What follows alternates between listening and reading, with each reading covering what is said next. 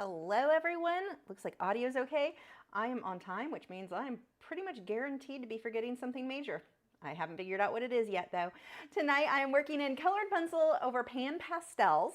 This is on a gray, my brain shut down completely. Canson MeTens. I'm working on the smooth side. I've got this taped to my drawing board with, actually let's shrink this in just a bit. I've got it taped to my drawing board with an acid-free pH neutral tape. That way the tape, so you may think, well, I can just use regular masking tape because it's not going to stay on anyway. The problem is it always leaves a residue. So we want to use something that has a residue that's going to be safe, that if a little bit gets left behind, it's not going to damage your artwork over the years.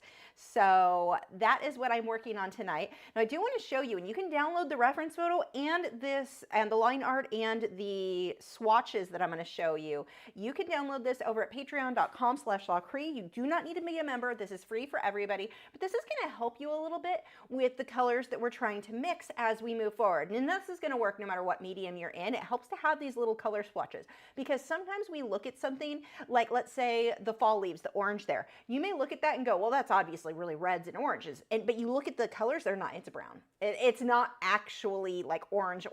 We may pull a little bit more orange into ours to brighten some of it up, but not a lot. So this can be a really helpful tool. And I just do this in Photoshop. I just color match and make a dot for different areas of the painting. But this can be a helpful tool in helping you if you do struggle with what colors you're seeing in your reference photo versus what colors to choose in your colored pencils, or that you're trying to mix in this case with your pan pastels. So again, the link is in the video description. You can just download this and have that for yourself. And I'm going to have people as I work inevitably complain that I don't have my reference photo on the screen. But you can download it and put it anywhere on the screen you like. It's fancy like that.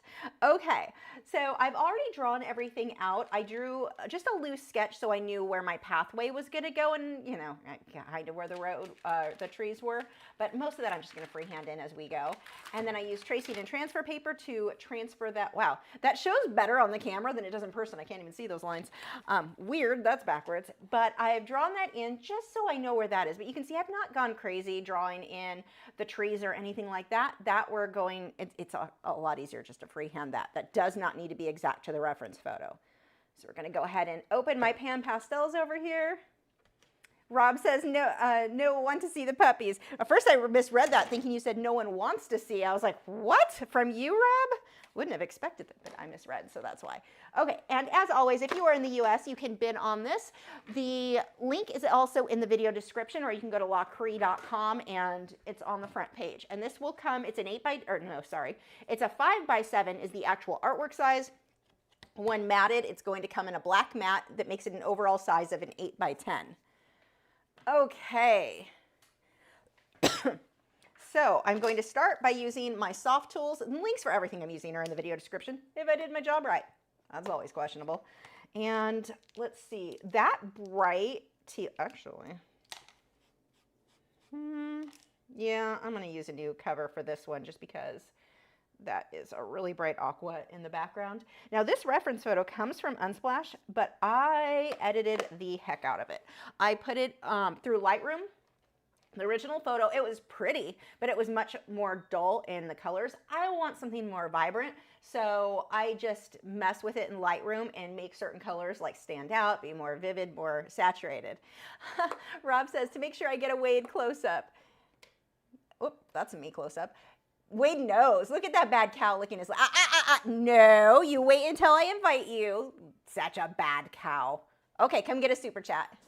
He's like, I don't know, are you messing with me this time? Back up. Thank you so much, Rob. If you're new here, super chats earn the Greyhounds cookies. There we go. Oh, look at that cute faces and the slobber. Thank you, Gibson, for slobbering on my foot. Thank goodness I have paper towels here so I can, ew, why? Why I gotta slobber? Okay, go lay down. Thank you so much, Rob. Lay down, down, down. Today, slowest race dogs ever. Lay down, down. You don't need to sniff the plants. Wait, down. He's like, but there's new ones. For you plant friends, I'm very excited about this, so I'm just gonna throw this out there in the beginning. I don't know if you saw the plants that Wade was just sniffing back there. At HEB, so like one of the grocery stores local to us, they had Monstera Thai Constellations for $30. Big one. I mean, big tie constellations for $30. Let me know in the comments if you understand why that's exciting, because 4 years ago, those were going for that size like $600, especially one of those has such amazing variegation on the leaves, like more than normal. Like they were so expensive back in like 2020. Yeah, $30. I got two. They're in the studio. So anyway, Bad Cow wanted you to see those apparently. Okay. Let's get started. So I'm going to start with this really bright aqua color. And if we look at those color swatches, I definitely need to mix some white in with that. And I'm going to mix that. So the colors that I have here, I've got the 20 set of the Pan Pastels. You can buy, they make so many colors that I do not have. I just mix whatever I need. So here I'm going to be mixing some phthalo blue, phthalo green, that's going to give me my aqua, and then white to lighten it up. And then we're just going to pick the area that, yep, that's a pretty good color. I could even go a little lighter, but actually as that blends with the black background. Yeah, that's kind of accurate. The Fly Me to the Moon, it's a Monstera tie constellation. And one of those is, one's medium variegation, one is amazing, like a lot of variegation in it. Okay. Get a little bit more white. I'm just kind of mixing those together in the pan. That has a little bit more blue. Let's get some more green and some more white in that.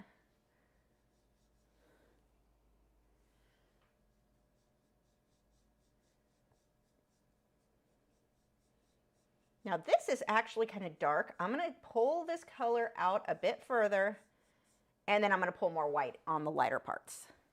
So again, mixing my phthalo blue and phthalo green and some white. A little bit more blue. I keep getting too much blue compared to white. When you mix phthalo, or like a teal color, it's generally like 50-50 phthalo blue, phthalo green. This is going to start getting darker as we move our way out. And I'm just keeping it pretty streaky. And I want to make sure, so I know right here is my mark where the end like of where the mat is going to cover. I want to make sure I pull that beyond the mat, just so that there's no, like, if I readjust this in the mat, there's not like a little bit of the paper showing through.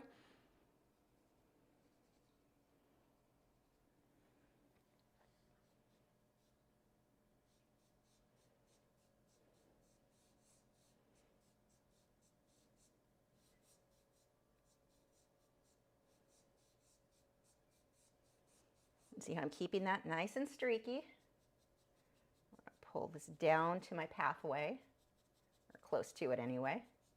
Just kind of mapping out where that's going to go. Okay.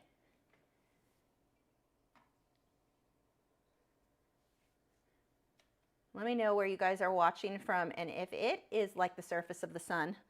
We had it pretty easy here in Texas until this week.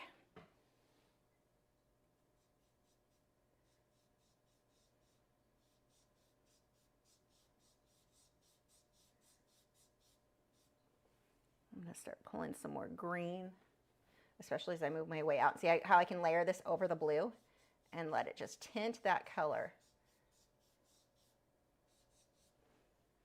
Now, one of the things that you don't want to put this on too heavily. If you do, you're going to have a really hard time, especially when we come on top with getting those brown, golden, orangey leaves over it. But one of the things that's going to help is, besides the fact that I'm putting this on light, is that I'll put a good coating of Spectrafix over this before I start working on those leaves. And that way the orange will stick better without mixing too much. Okay, let's see. I want to get some more green and white right in through here. I definitely want to lighten that up a bit. Now, I don't care if my colors are exact to the reference photo. That's just a guideline. As long as I like how pretty mine looks, then we're good.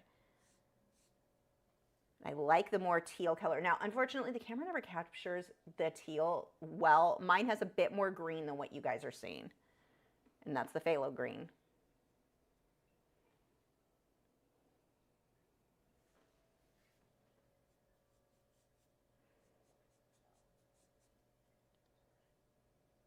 And we've got some that are much brighter in between the trees. Some of that I may come back through and do once the trees are in, but let's get a few streaks in there. I can also do that, some of that with the colored pencils later. What did I just load this with? And where was I planning to? Oh, yeah. Now in here, I can start getting this to be a bit blotchy looking. So it looks like you've got trees and such showing off in the, or showing through the background. The rest of that's pretty smooth.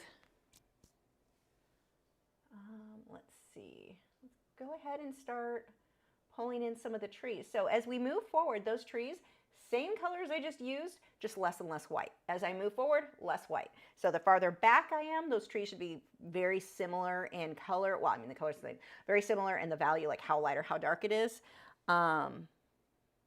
And then darker and darker, less and less white as I move my way forward. But because there's already white on there, I can just work that in right over. And I'm just holding it to where I'm more at the tip of the brush to get the thinner trees, but the, whoops, that's really blue. The branches are not going to, that'll be done with the pencils. And I use colored pencils versus pastel pencils because I cannot stand working with pastels. They're a beautiful medium and it drives me crazy that I can't work with them, but I'm a crazy person and they drive me like heebie-jeebies, cannot stand the feel of them.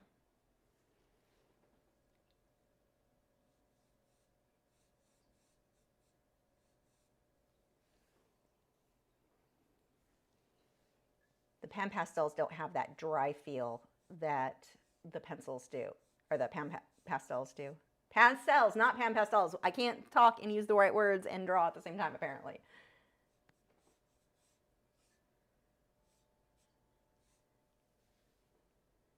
As I work my way through here, you can see where I'm definitely going to come back with white. Actually, I'm going to switch that brush out right now.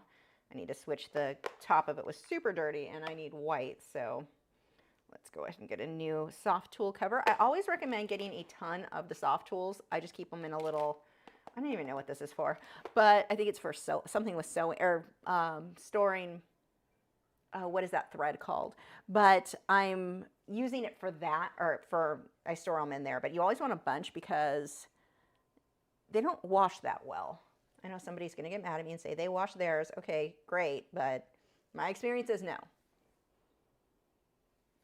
I want them to stay super nice, and when you wash them, they're not super nice anymore. I mean, I wipe them to an extent on my paper towel, but like to full on wash, they start to fall apart pretty quickly. So I'm going to start pulling in lights in between some of these trees.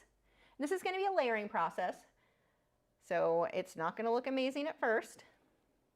But we need to get these background areas in before we start with the trees in the foreground, the parts that start making this look really good. Now, another thing to keep in mind, right now I don't have high contrast because I haven't started building up the really dark trees. This is going, my brights are going to feel so much brighter when, like if right now if you're working on this and they just feel dull, they're going to feel a lot brighter when we build up the contrast of the dark trees.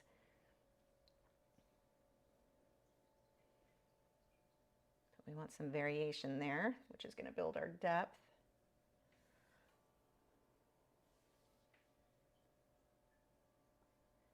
Again, I do not care. I'm not even remotely trying to make the trees exact to the reference photo. That's just as a guideline for how I want my lights and darks.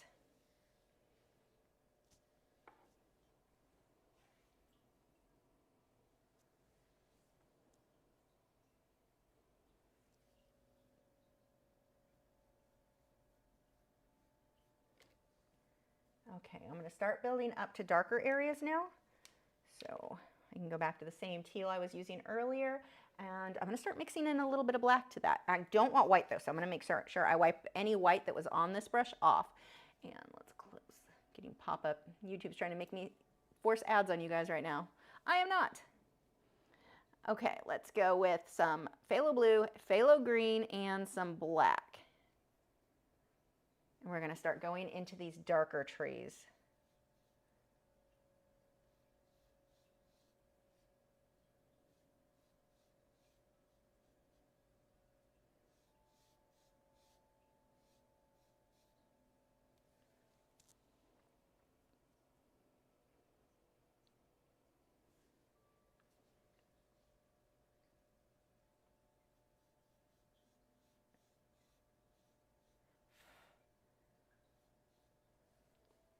They'll look more like trees once we start putting the branches in. Right now we're just at that streaky look.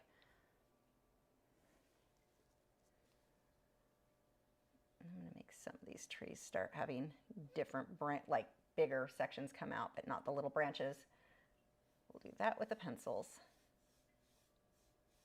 Don't overblend. Notice that it's only a few brush strokes. If you keep reworking that area, you make it look really faded.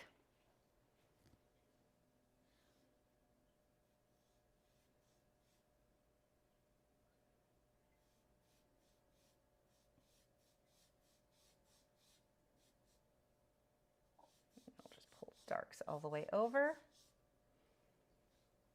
Same thing over here, just so nothing shows between the matte and the artwork.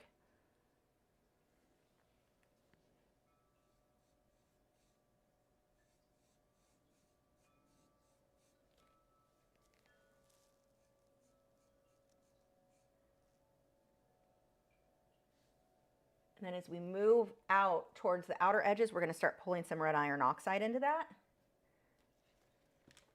Because red iron oxide and black make a nice, like just a deep brown.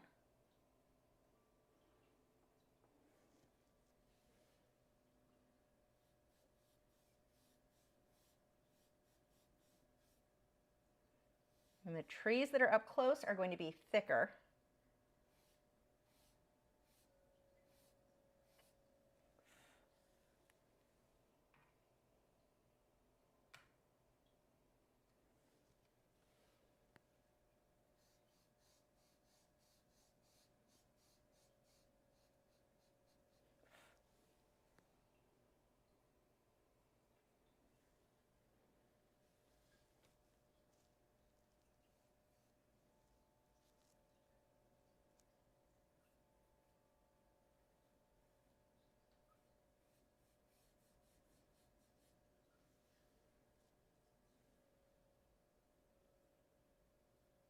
Now, none of those are done. I'm just going to start blocking in the road, like just kind of mapping out where the colors and such are going to be for the road.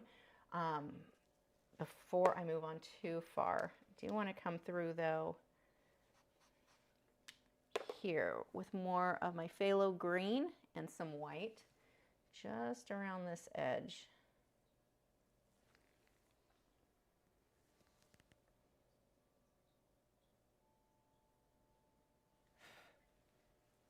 I wasn't quite down low enough there.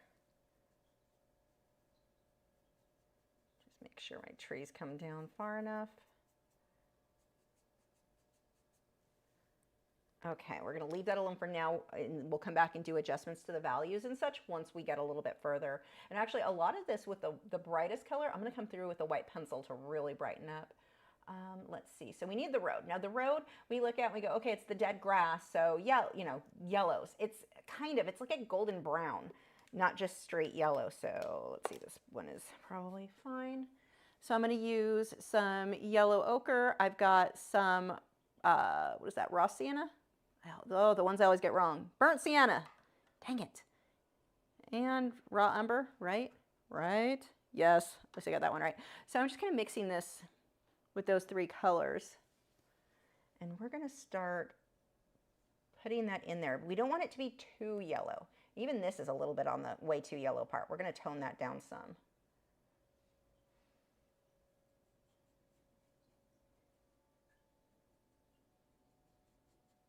And then of course working lower, my mat comes to about here. So I'm just going to pull that down further. Okay, now let's start getting more of the browns. So I'm going to be using the burnt, what did I say it was? Burnt sienna? We'll use some of that. I'll use a little bit of the raw umber. Yeah, that was the right one. And we're just going to make sure that these lines, these little patchy things, go more horizontal, more side to side. One of the things that people do when they're doing paths or they're doing roads or even like layers of grass, they go up. It shouldn't be. You've got to flatten it out. The way that you get that depth is to flatten that road out so it's going horizontal. You do these and you just made it look like a ladder going straight up or a wall. That is not the look we're going for here.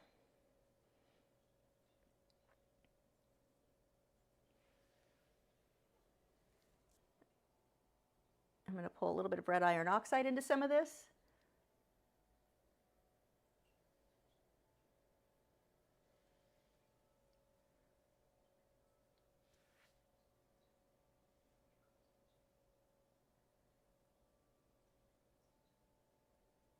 Now this whole area, I'm going to want to muddy up a decent amount. This will get some greens in it.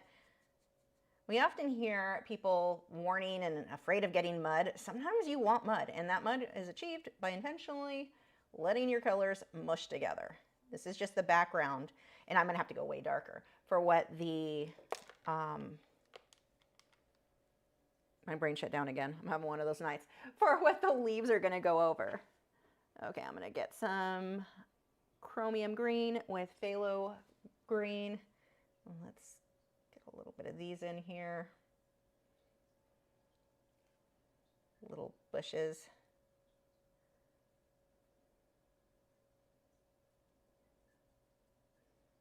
My line is really right here of where the mat cuts off, so we got to keep that in mind.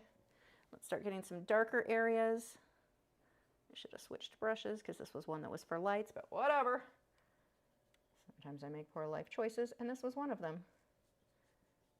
Let's pull these darks up, because if these aren't dark enough, then when we put those lighter oranges on top, they are not going to show. And I don't need details or anything back here. I just need it dark.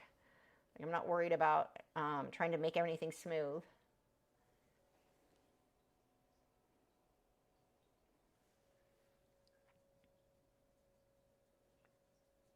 This is a little bit too much of the red iron oxide. Let's get some black.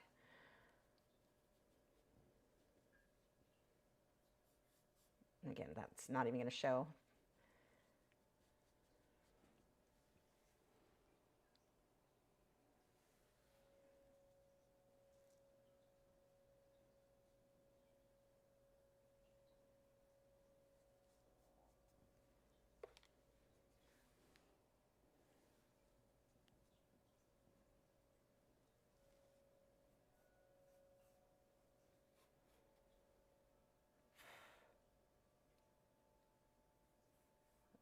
Pulling some more trees in the background.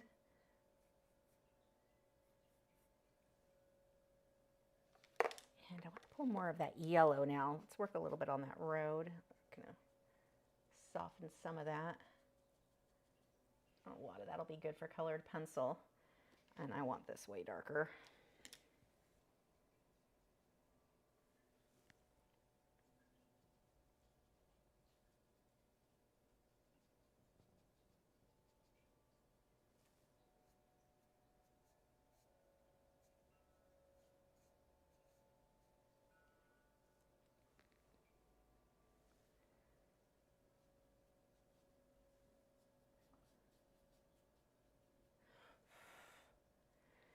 I am going, first I'm going to soften this out. Actually, I'm going to be lazy and soften that with a brush. I don't use the brushes a lot for, like, hardly ever with pan pastels because it knocks too much of the pencil or the product off the paper. But right now I just want to soften some of those edges, and it's easier to do with a brush because some of those were a little bit harsh. Okay, I'm going to mist this, dry it. I'm going to mist it with my fine mist sprayer. This has Spectrafix in it. I use a fine mist sprayer because if you spray it straight out of the Spectrafix bottle that it comes in, that makes a horrible, horrible mess. So, like, you get heavy water droplets or droplets. This doesn't have that happen as much. And this is going to allow me to put more or keep building up a bit more with my pan pastels without it kind of mushing together too much, if that makes sense. Like, the colors just get to where they start turning into one muddy mess. So I talked about wanting mud. Well, only so much mud. So I'm going to lightly mist that. And by lightly, I mean I'm going to spray the crap out of it because I don't follow my own advice. You should do yours in multiple light layers, though.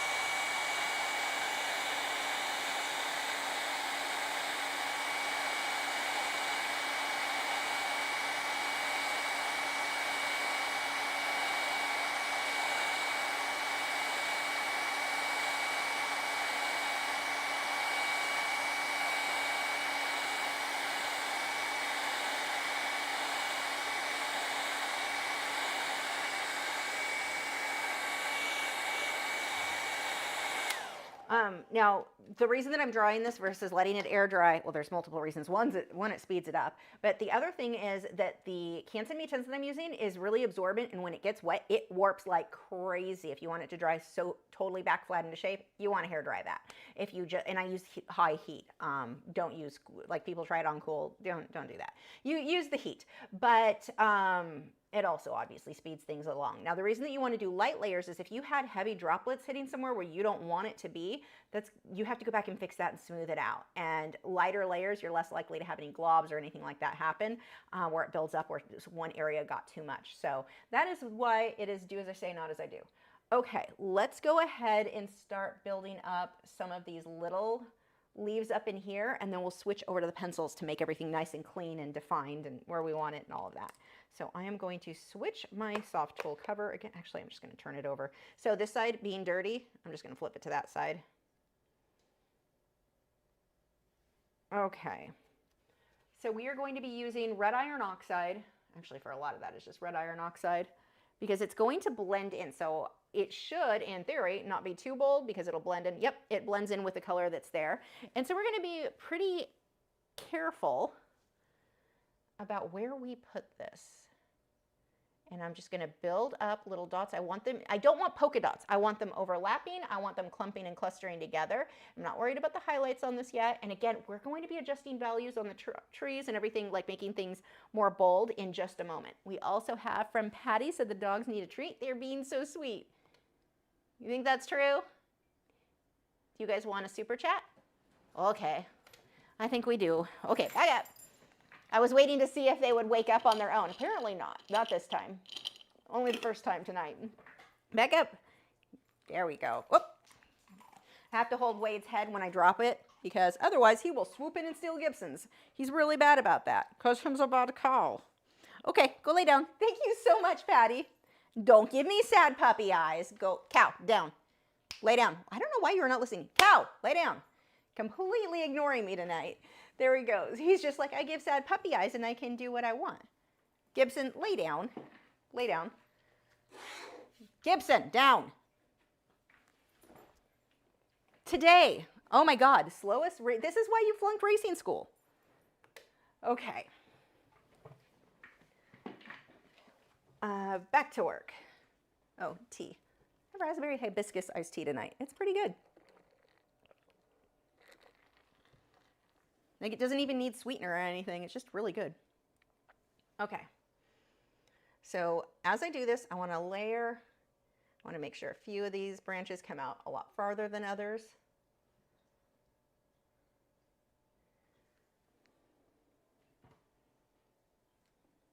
Oops, that's not the camera I wanted. That's the one I wanted.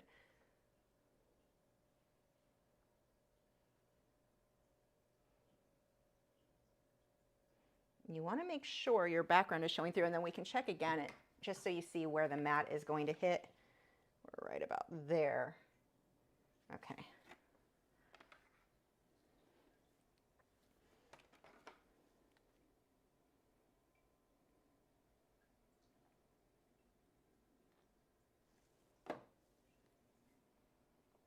Wait, stop. No chewing at your feet. See how they start to clump up? Now it looks softer on the camera. Let me see if I can make that in focus at all anymore. That is weirdly out of focus. Let's see. That one.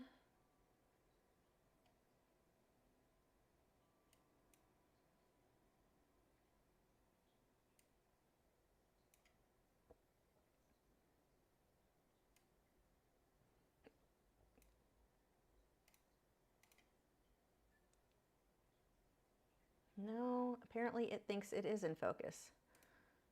I can tell you it is not.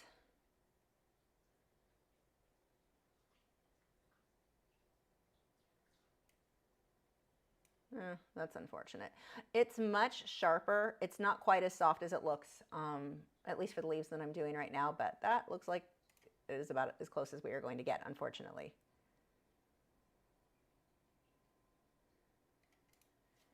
Like it looks in person way sharper than it does on the camera.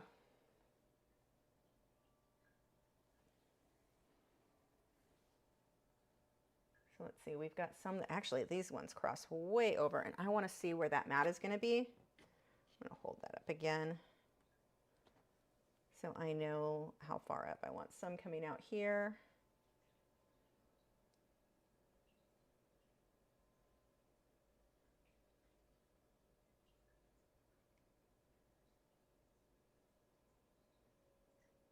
Okay, that gives me an idea of where those need to go.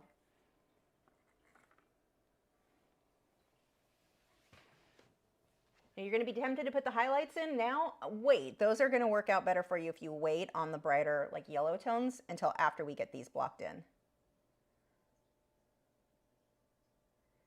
And make sure they're not just separate polka dots. We want to make sure these are overlapping. So like there, how those are all touching.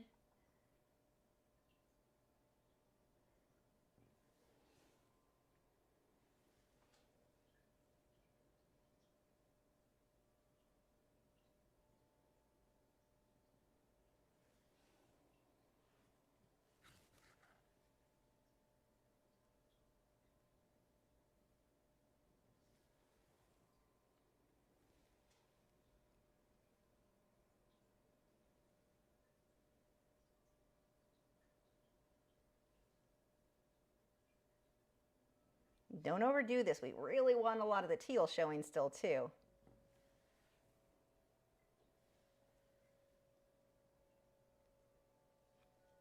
And then we've got a few different areas here. So we've got little guys that are sticking behind that tree.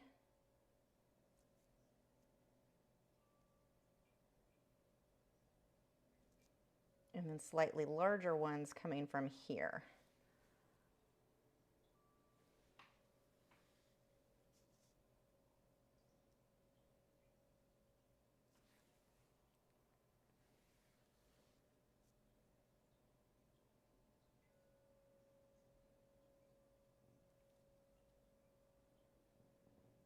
And then all of those little branches we'll do with the pencils as well.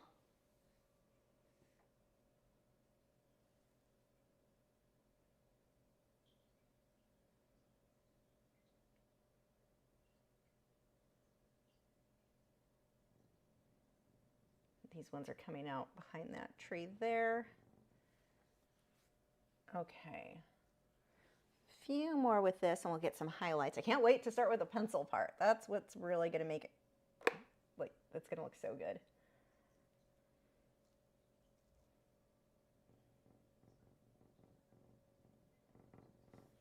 I need to get this a lot more filled in. Is this, no, it's still showing. It's not near, it's definitely, let me see if I can do something with the color saturation. The red, all of this is not showing. Oh yeah, that is definitely part of the problem. That shows up a lot better.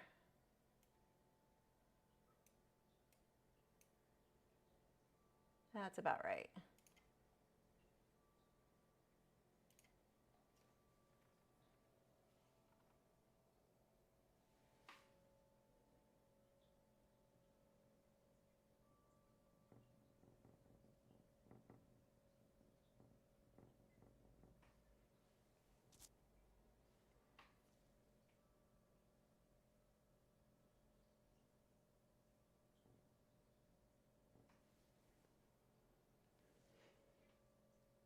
So leave a comment too. Let me know what fall type of paintings you guys want to see.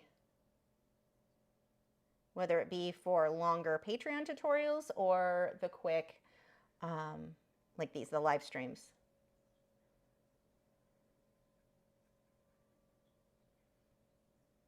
Got a little bit more of the orangey tones in that pathway.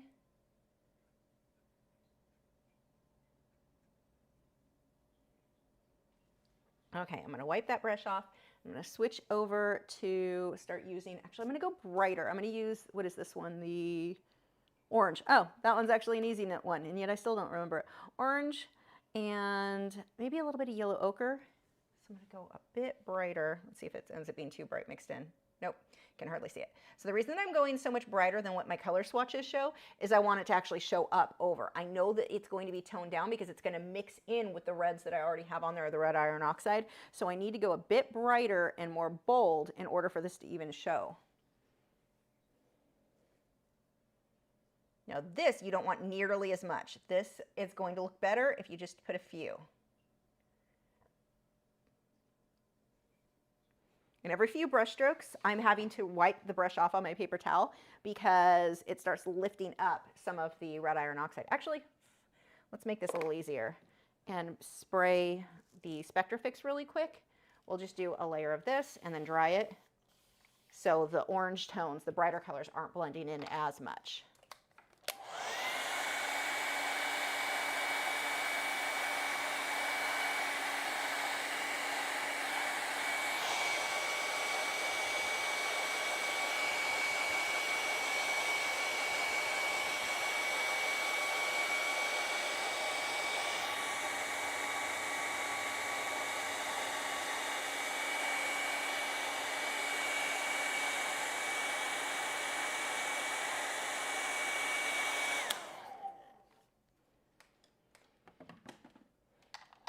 Okay, now the yellow should be a little bit brighter. So I'm using, again, the yellow ochre and my orange.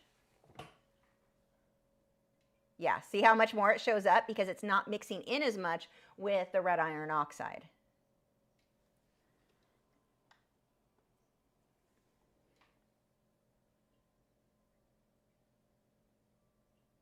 Same thing, kind of clump those together, get some variation.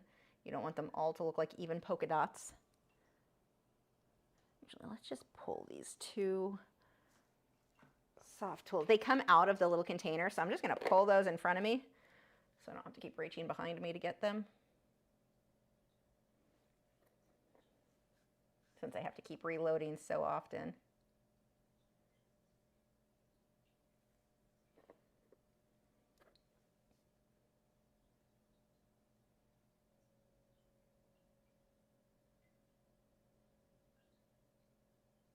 Some of these are over the orange and some are just over the blue background.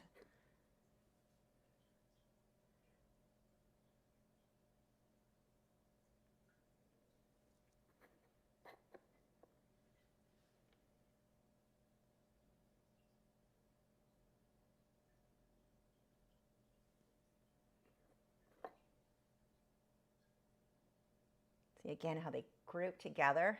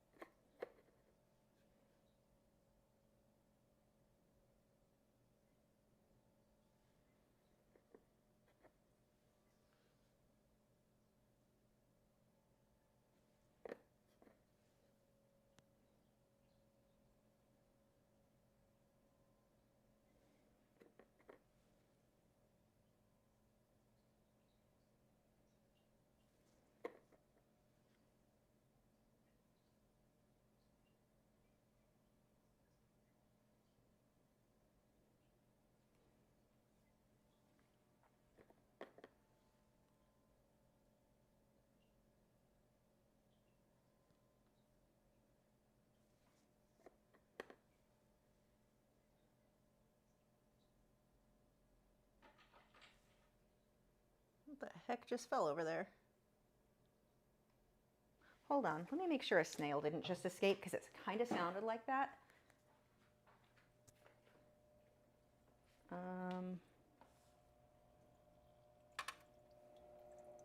Sometimes they'll climb out of the tank in here.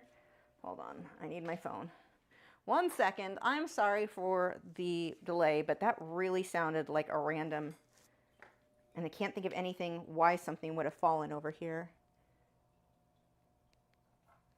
I'm just looking behind the tank to make sure nothing escaped. I don't see anything.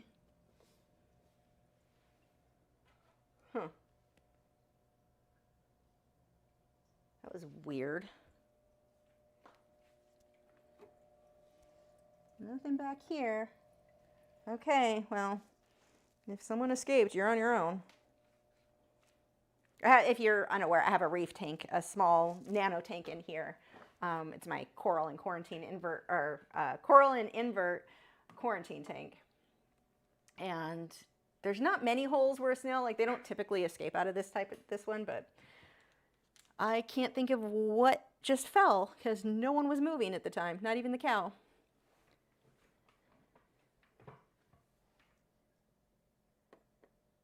So that's Mouse Potato had asked, is it possible to save the applicators from drying out when not in use? I keep them in the packaging they arrive in.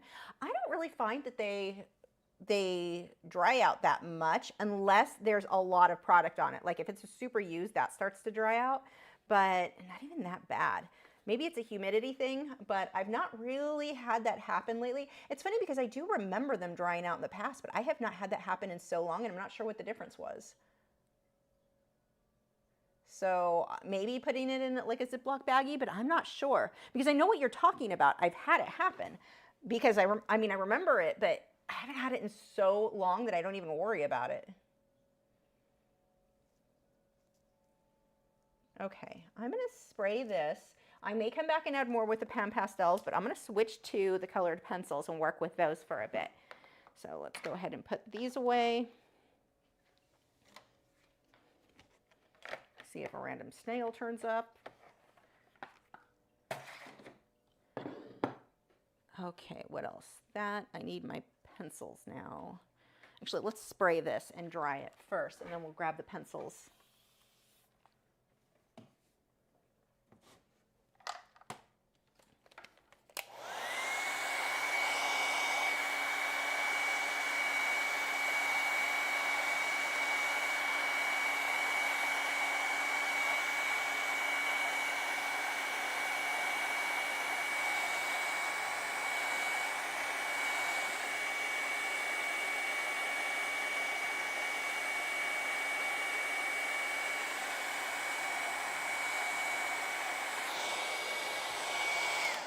Okay, this gives me a really nice base to start with. Okay, let's grab the pencils.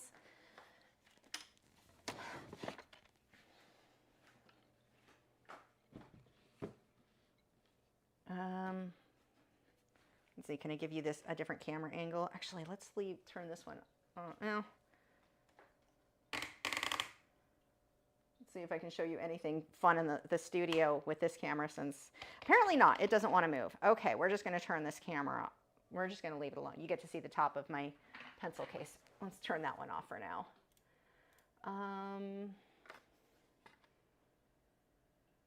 That's not what I'm trying to do. There we go. Okay. So I am going to be using colors that are very similar to what I already have. I'm going to start with the white, the brightest highlights here. I'm going to probably need a bit of glassine. Let me grab that.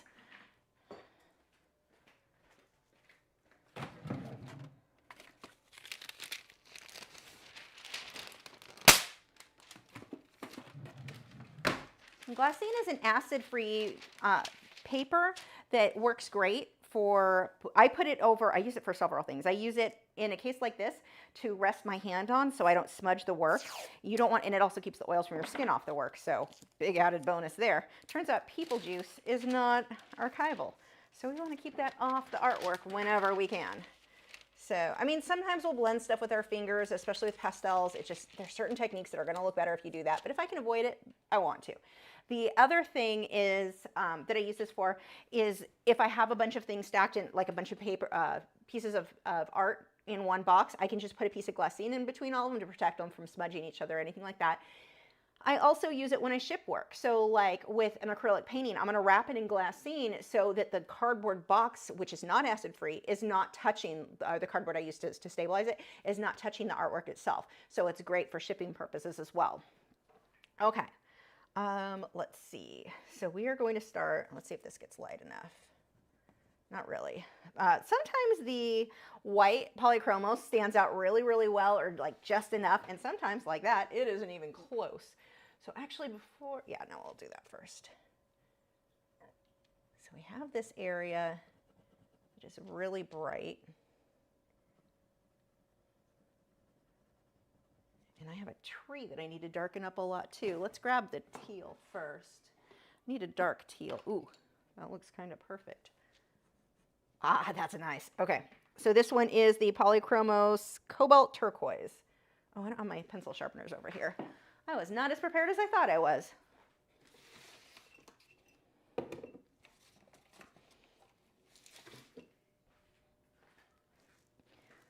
Okay, I just keep a little mason jar full of my shavings and apparently a pencil. Huh, and you look like a good color for tonight. And then I use these little like Coom handheld sharpeners. Actually, I don't even know if that one was a Coom. That's generic something or another.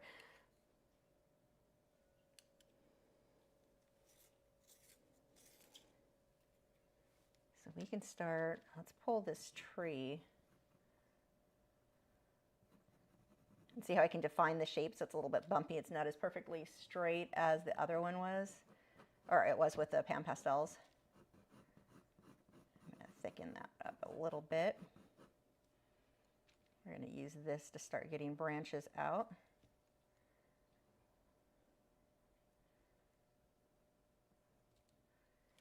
And then I'll need a lighter aqua color.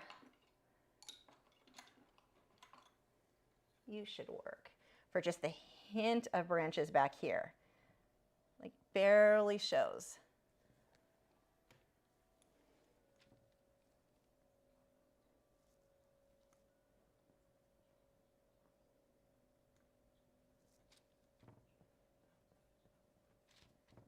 And I'll use that for up here too.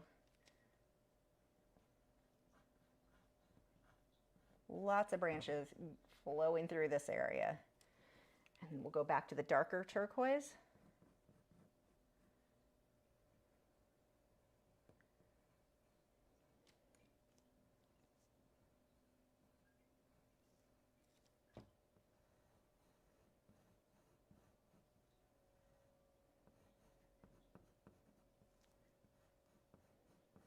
Some of these are getting kind of dark. Let's go over those with the aqua. Actually, we'll probably do the white then. Let's see if the white tones that down enough. Yep, the white Polychromos actually tones those down nicely. Anywhere where I need it a little bit lighter, but not too light.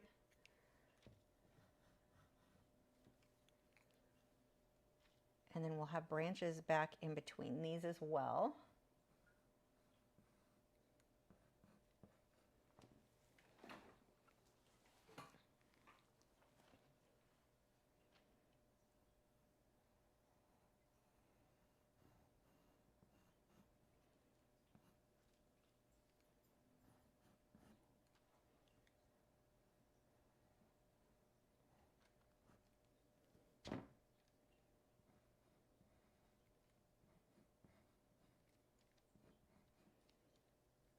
Be careful not to just do crisscrosses all over the place. Look at your reference photo. Which direction are those branches moving?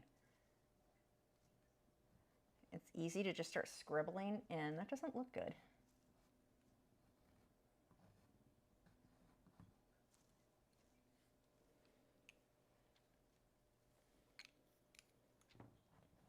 Okay, let's pull some of the light colors back in a bit.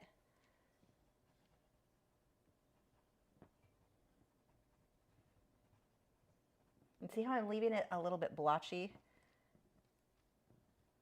Little circles. I'm not just trying to make it perfectly smooth, and I'm working in between a lot of those branches.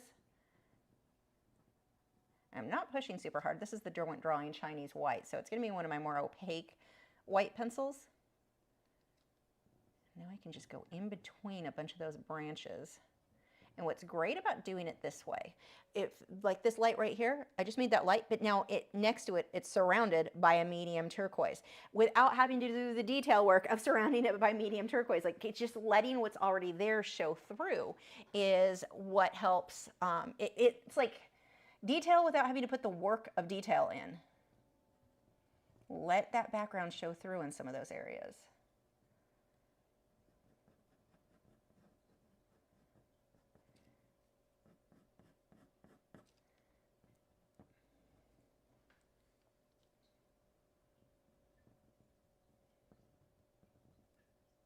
Same thing here. See how we separate that tree? And look already what a difference this starts making. These little bits make such a difference.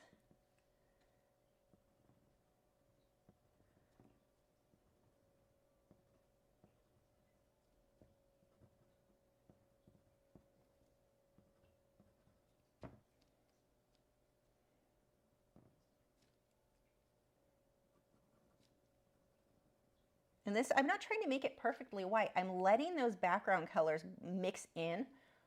I'm just lightening up what's already there. But I really want to focus the brightest area here.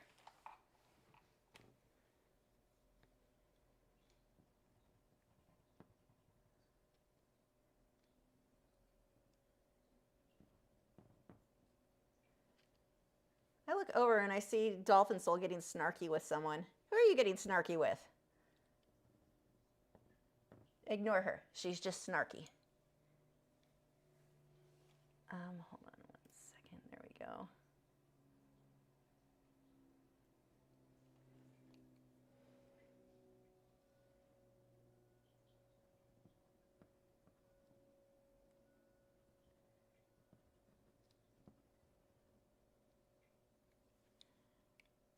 Okay, really liking the brightness here, but I want to start working on some of the darker areas. Still waiting. I see no response from Dolphin Soul on who she's being snarky to. I'm curious now. Okay, let's see. We need to start getting darker and darker. So as we move out, I'm actually going to go more towards, which is not necessarily on the color list, but it's going to look super pretty. I'm going to start pulling in some, like if I've got any good indigo type navy blue. Blue reddish, that should work. This one, here we go. I can't say that. Indica something blue. Sounds good.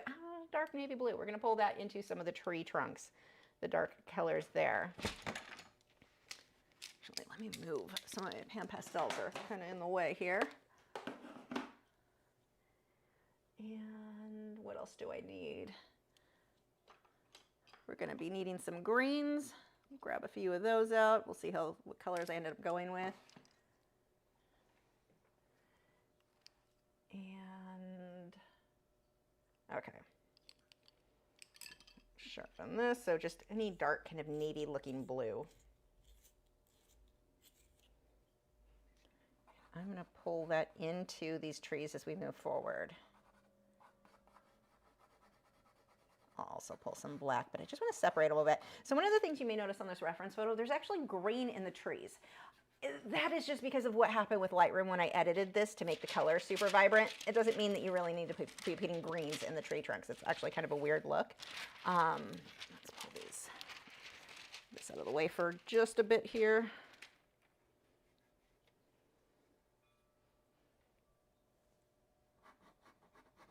I would rather have blues and black. I need black as well. Whoa, and I have one that's not completely dull. I'm just going to hold that to the side to darken some of that up. And I'm going to soften some of that with the pan pastels later. That you won't see, so I don't know why I'm doing that. Okay, and then we have branches up here that are way... They're not quite black, but almost. What is the darkest teal that I have? Actually, you might work. Let's see. Yeah, Perusian blue, Perusian. I'm not saying that right. No one's surprised. I'm going to push a little bit harder so this is way darker. I'm going to pull that to this one. And see, I'm just kind of filling in some of that tree trunk so that it goes with that. And we're going to start, and I've got to skip in between some of these leaves. I'm resting my hand on the drawing board, not the artwork here. Now you look at this and you may think, well, just jump to black. If you jump to black, it's just too dark. It's too much for this. So a dark, dark blue is going to be a much better choice.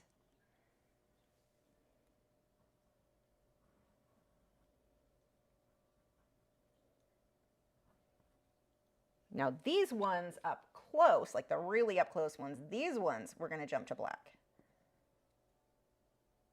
See how we want to go in between some of these leaves. Don't just make a line across all of them. You're not going to be able to break that up enough.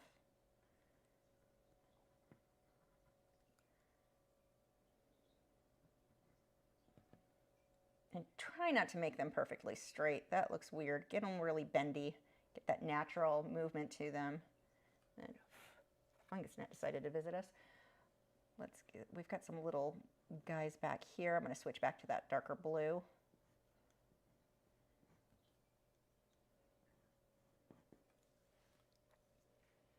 And then these branches are also going to be a lot thicker than the ones back farther.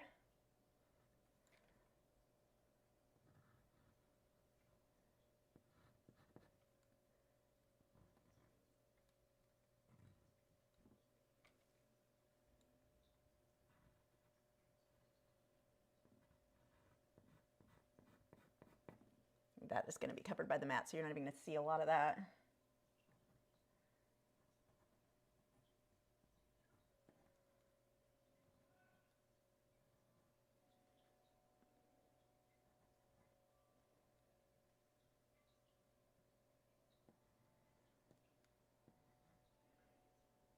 We want to make sure we've got a lot of branches moving in different directions here.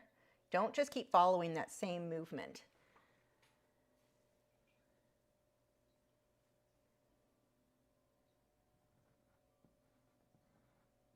And see how everything's just going to pull in towards that light.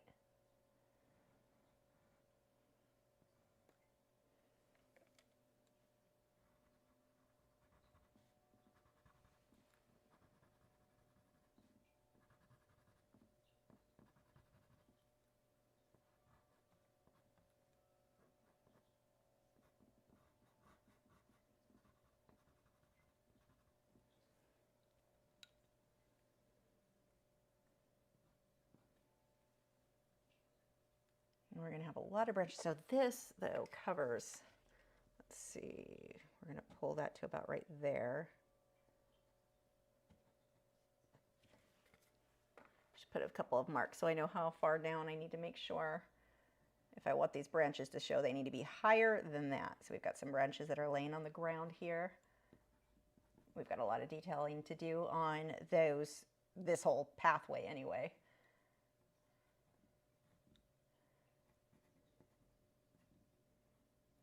I'm going to switch to the blue as we move out here.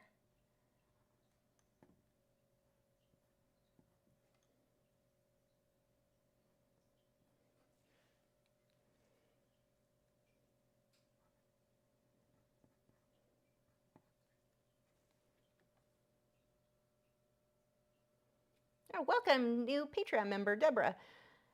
Also, if you signed up today or the last couple of days, Patreon charges come out on the 1st of the month.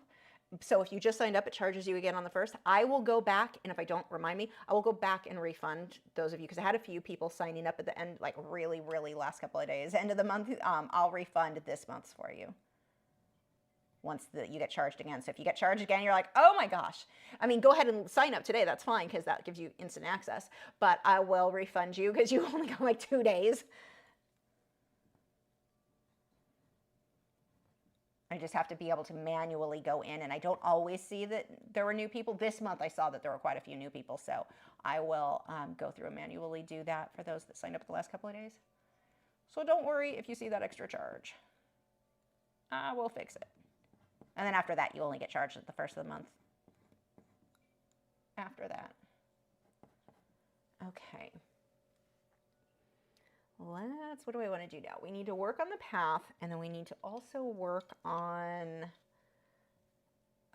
defining the leaves a little bit better. So we've got some little bushy guys in here, and I'm going to be pretty messy with this. What am I using? This is juniper green.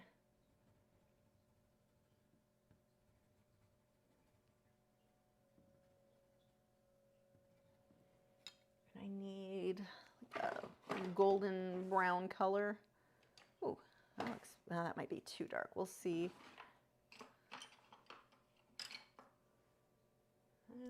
Actually looks pretty good. What color is this? Green gold.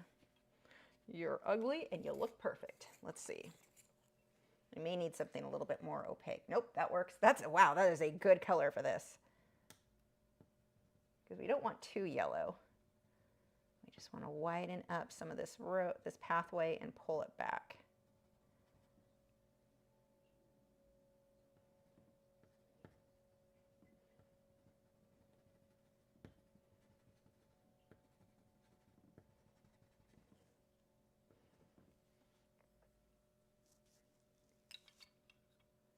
And then some of these trees need to be defined a little bit at the bases. Not so much you, but you definitely do. And that'll fade into the green. Let's do that for another tree over here.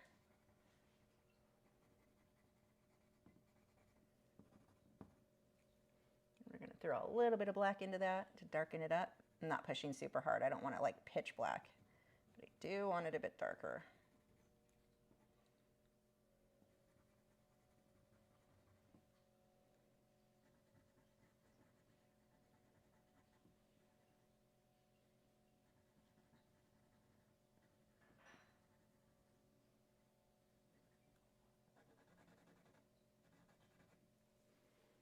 Okay, let's work a little bit on these leaves. This is cadmium orange.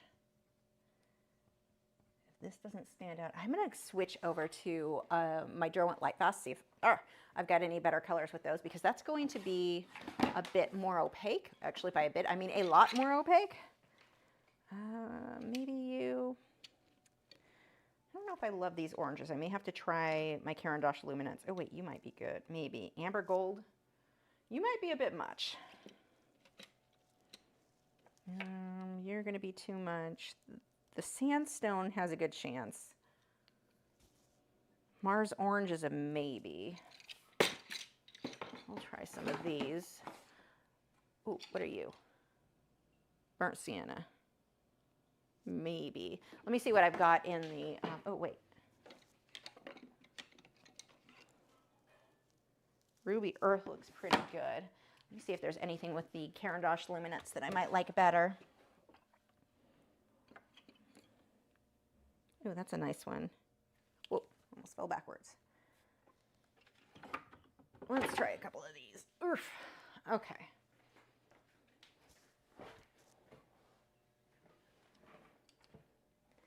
So this one is the Caran d'Ache Luminance Burnt Ochre 50%. God, these are hard to read. Seriously.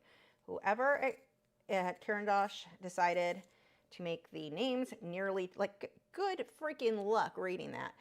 It doesn't look better in person than it does on camera. Oh, that shows up pretty well. Wonderful pencils. Terrible casings.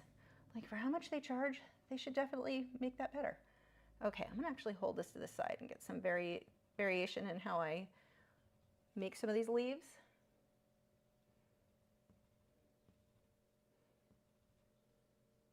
This actually isn't that bold. Let's see how the Mars Orange is really good. All of these are actually not quite as bold as the Pastels were. Let's try Ruby Earth.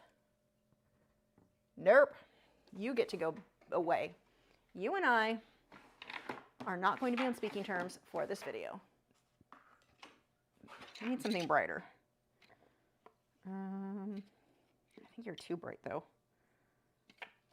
Maybe, let's go that amber gold that I thought would be a bit much. Maybe it won't be. Maybe you will be good. Let's find out. Yeah, it's not that bold. It's a little bold, a little too much. Let's just put it in a couple of places. Now, the reason I'm putting it in a couple of places is I put it just here. You don't want it just in one spot. Otherwise, it's like, what in the world? Like, why is there one leaf that's different than the rest? Just throw it, even though you're like, oh, it's not my favorite, just go ahead and throw it in a few places. And then it's fine. Let's go back to Mars Orange. This one seemed to be okay then with the Burnt Ochre 50%. That's probably one of my better white ones.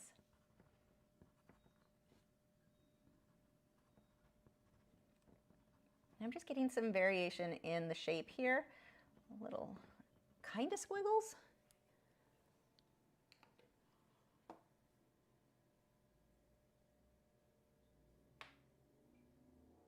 Therapy Art for You said you have a reason for choosing Polychromos and Caran d'Ache over, say, Carb or Othello Pastels. Well, yeah, because I don't use pastels. I mean, I use pan pastels because they're amazing and they don't feel chalky and it looks like I don't have to get it all over my hands to use them. But regular pastels, any pastels, I hate the feel. So yeah. And as far as colored pencil goes, Polychromos, Derwent Lightfast, and Caran d'Ache Luminance are going to be my go-tos. And Derwent Drawing. Ooh, let's grab the Derwent Drawing. Oops, messing up my camera. That might work good for this if I figure out where I put them. Oh, here they are. Because there are some orangey tones, like this Mars orange. Let's see how that works.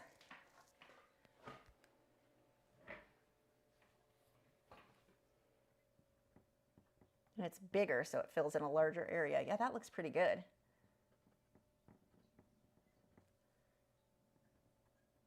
But I see how I'm holding the pencil down and doing little squiggles and scribbles a little bit more, which I know I said not to do for the branches, but the reason that I'm doing that right now, I need to make sure these are connected a little bit better. Right now, it's too polka dotty. So we have to create these clusters, and being messy works really well for this look, especially when we need a whole bunch up front.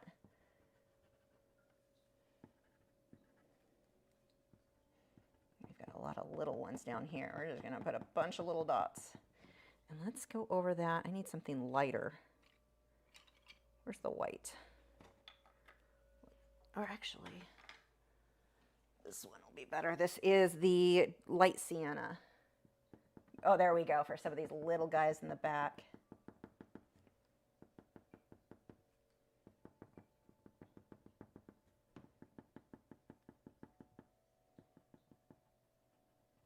We'll do some of that for up front too. We can get a few.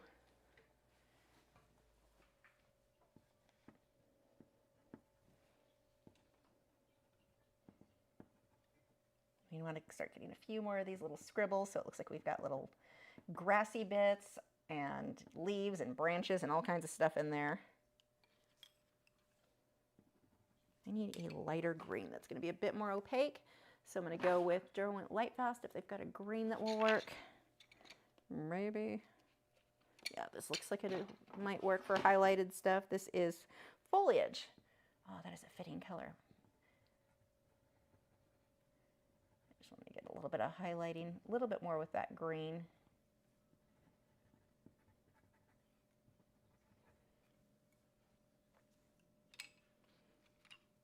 And then we've also got this whole background area with more aqua. Let's see which color, who has the best aqua? That's a pretty good aqua. And it's called turquoise green. This is the Derwent Lightfast.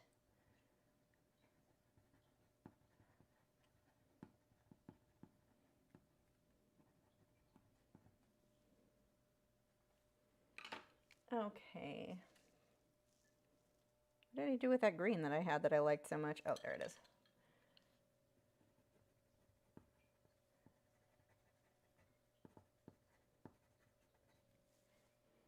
And as we move our way back, we're going to get more and more teal in that pathway. So I'm just going to overlap. Actually, I can pull the aqua. So you can still see some of the yellow, but I just want that to fade into the background.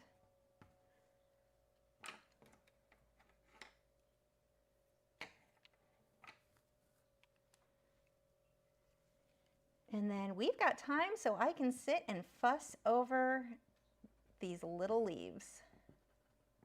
I want to make this way more dense in here. I need to find a good reddish color though. Let's go back to the Caran d'Ache Luminance and see. Give me 1 second to see what I've got.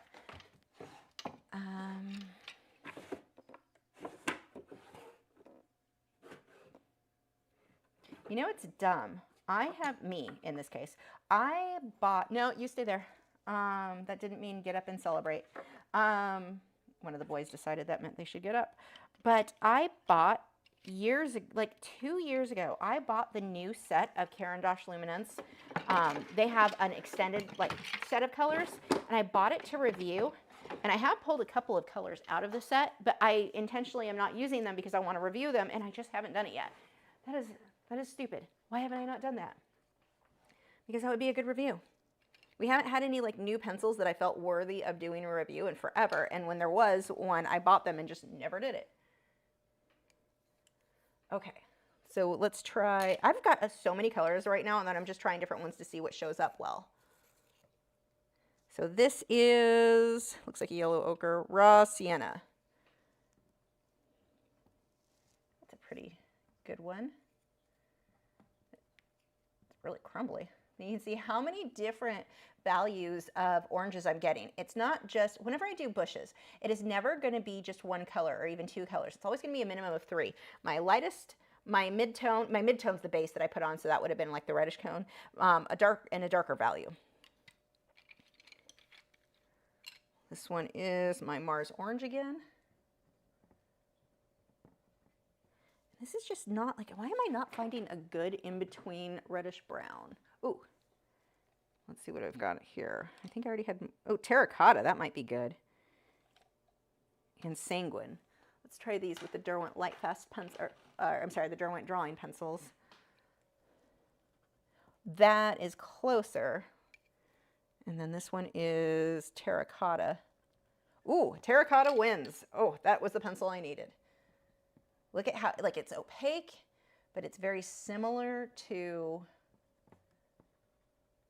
that base first color I did.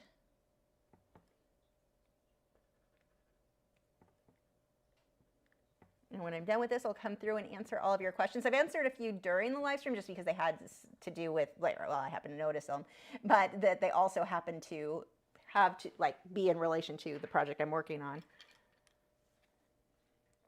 Let's get some branches again. This is the fun part to me. Like, it already looks good. Anything we do is just going to make it look that much better. Like little branches.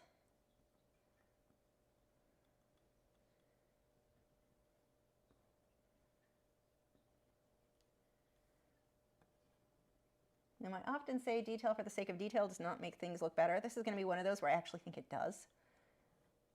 There are exceptions to everything.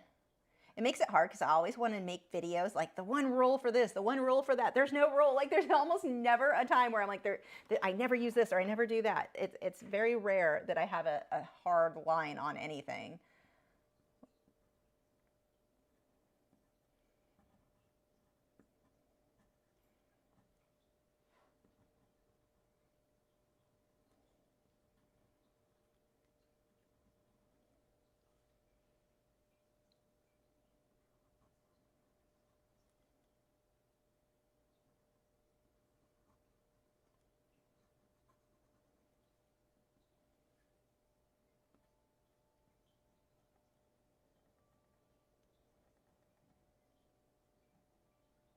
So I'm just continuing some of the branches through the leaves that we did earlier. Again, if you want to bid on this guy, the link is in the video description, or just go to lachri.com. The link is also on the front page. For if you are within the US, starting bid is $70. Oh, I meant to bring the new stickers I got in. I'll show you next week.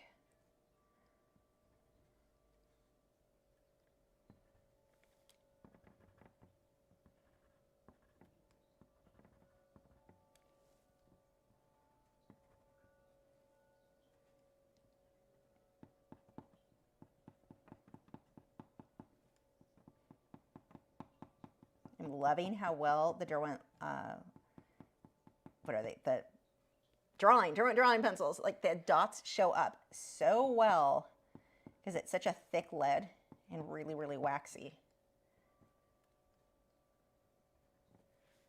And I'm going to switch again. I want that lighter color. So this was the light sienna.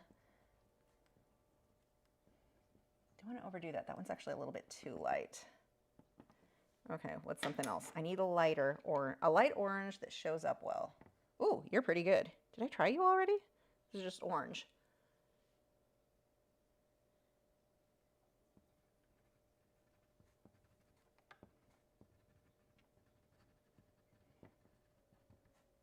You can see how I'm clumping these highlights together, almost little squiggles.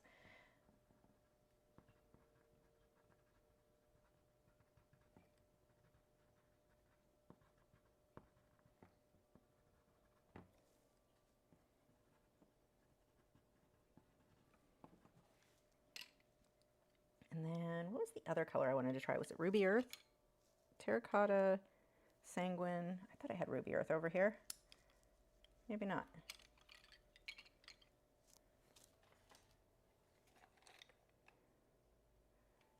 Let's see if that looks good or not. Might be a terrible idea or a big, oh, that's pretty good. See, I did have that out. I just don't know where it is.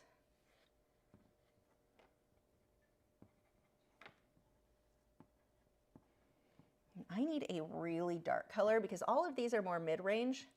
I'd like to get some darker values in there too.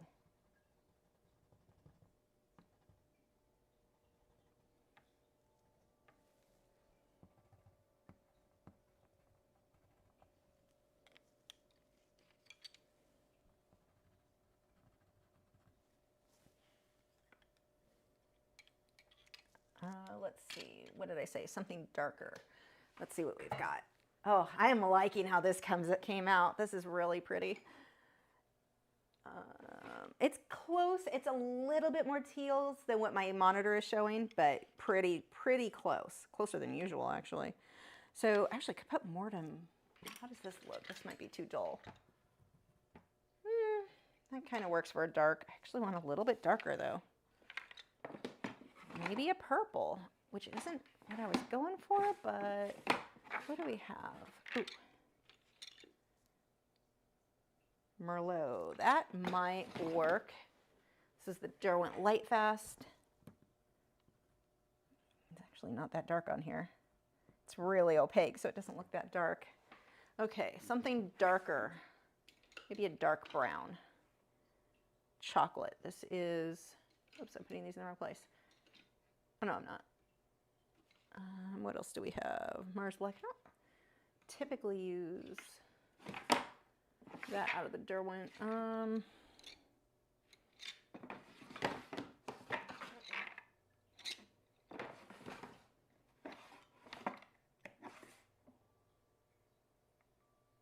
Yeah, let's see how the chocolate works then. Oh, it's actually kind of perfect. Okay, this brings a lot of the darks without going straight to black. And while I do want to pull a little bit of black in there, I don't want that much. I just want to pull a few of these darks.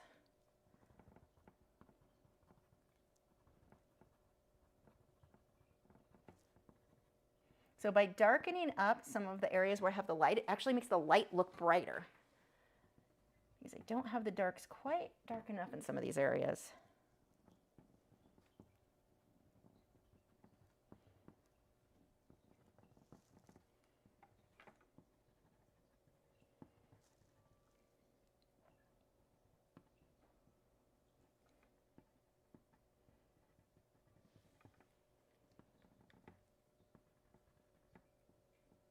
I should be done with this in just a couple of minutes, so we'll be ready for your questions, so get those in now. Otherwise, we sit and look at each other awkwardly for a half an hour. Don't make me be more awkward than usual. Bring me questions.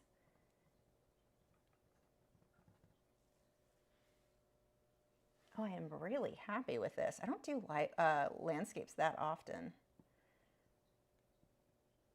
Maybe I need to do them more. They're really fun.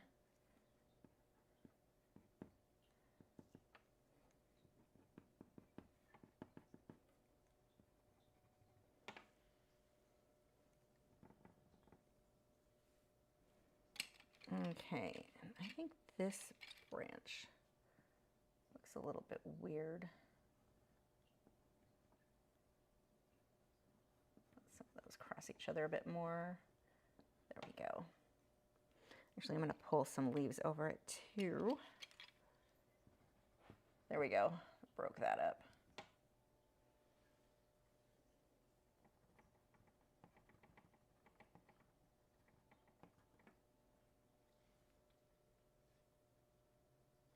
I think we're good. I'm going to sit back. I reserve the right, if somebody bids on this, I reserve the right to do little minor touch-ups if needed when I have fresh eyes, when I haven't been sitting in front of it for so long. But there, wow, look at that matted, how good that looks. Oh, somebody's going to get something really pretty if you bid on that. Okay, let's go ahead and sign it. I'm going to sign it down here.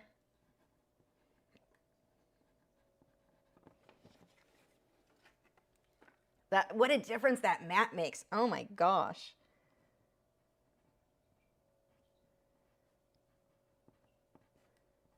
If this isn't salt, it may end up on my own wall. Okay, there we go. So again, and these mats, I get them on Amazon. I've got a link in the description. I like to get them in a pack, and I'm not going to mat this one tonight, but when I mat them, it has the bag, the board that goes in the back, and the clear mat. I get the pack of that from Golden State Art on Amazon. But look at what that will look like. Oh, I really like how this came out. So there we go. Again, if you want to bid on this, I don't think anyone's bid, so the starting bid is at $70. You can get that for really cheap. Oops, undo that. That's not what I meant to do. Okay, so there we go. And I'll show you in this one too, just because sometimes the lighting is a little bit different. But there is the finished, yeah, the color that's a little bit, let's turn this down.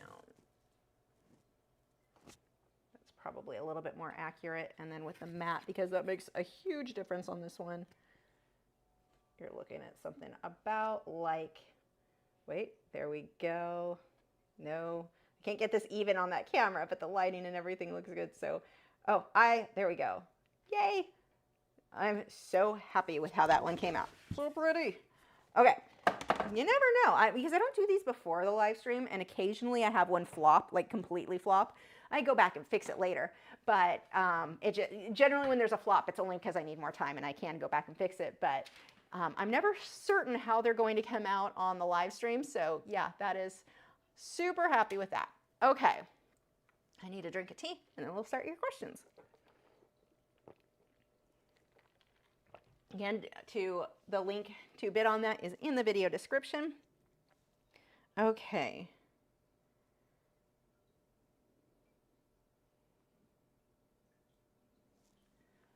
Let me see real quick.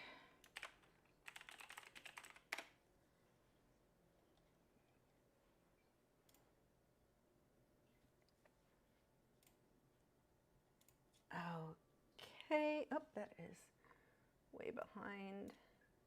There we go. Okay. How many times can I say okay? Let's pull these questions up. So first we have from Dina, said, for colored pencils, I've noticed that when working on contrast, I get the right hue of dark or light, but the values are too similar. How do you get such stark contrast with colored pencil? Don't layer them to get your lights and darks. Like, put your light and your dark down separately. Like, I typically, with colored pencil especially, I will put all the lights down first, like get my lightest lights in there, because it's easy enough to darken something. It's a lot harder to get it lighter. But if you're doing it by layering, like the way that we do with acrylic, and it is done by layering, but the way that we layer with colored pencils is going to be different than the way we layer with like acrylic paints or oils. So with colored pencils, I will typically put my brightest colors in first so that I don't accidentally go too dark, and then I can always darken that up as needed. But what you can do if you do go too dark, if you've got the Faber-Castell, do I have one over here? Gibson, lay down. I don't have one over here. Get the Faber-Castell Perfection Eraser. It's almost like an ink eraser. It's more firm. And what I do, it won't bring your paper back to white, but you can use that lightly. Go over the area that you need to get bright again, and then once you erase a little bit, it brings some of the tooth back to the paper, it removes some of the waxy buildup from your other pencils, and then you can get your light colors back in those spots. But a lot of times too, what happens is your lights won't seem light enough if what's next to it is not dark enough. Or your darks won't seem dark enough if what's next to it isn't light enough. So it may be as simple as what's next to it isn't bright or dark enough. Sometimes that will be the thing that'll make the difference for you. And don't overblend. People have a tendency with colored pencil, they push really hard early on, and that's going to be another problem. If you push too hard early on, you flatten the tooth of the paper and you limit how many layers you can get on top of that. You do work in lighter layers until you know, like, you're at the final layer. Only at the end will I burnish where we're pushing too hard. It will flatten the tooth of the paper intentionally. It's not that it's bad that you burnish, it's bad if you do it too soon because you can't get additional layers, you can't get it lighter if needed. Okay, Sweaty said, let's see, do you know if something went down with Frederick's canvases? In Australia, no art store is replenishing the stock, and the store told me that the factory in America is burnt down. I have not heard anything about that. That is actually the opposite of what I've heard, and I know they're still producing stuff. So they sold to, who did they sell to? Crap, I can't think of them off the top of my head. I follow them on Instagram. I like them because I worked with this company. McPherson's bought them. couple of years ago. And I know I was not upset about that because I love, at least what the people I've dealt with McPherson's were amazing. So that was, as far as I could tell, going to be a really good like sellout, I guess. I don't know how you word that. But I have not heard of anything burning down, and I know that they're still posting daily. I get their posts all the time on, because I follow them on Facebook. So they're always posting. So I don't know anything about that, but it may be an issue of who, I'm assuming, I don't even know. Does McPherson still own them? Because they did post something today. Hold on. Let's see what they said. Let's see.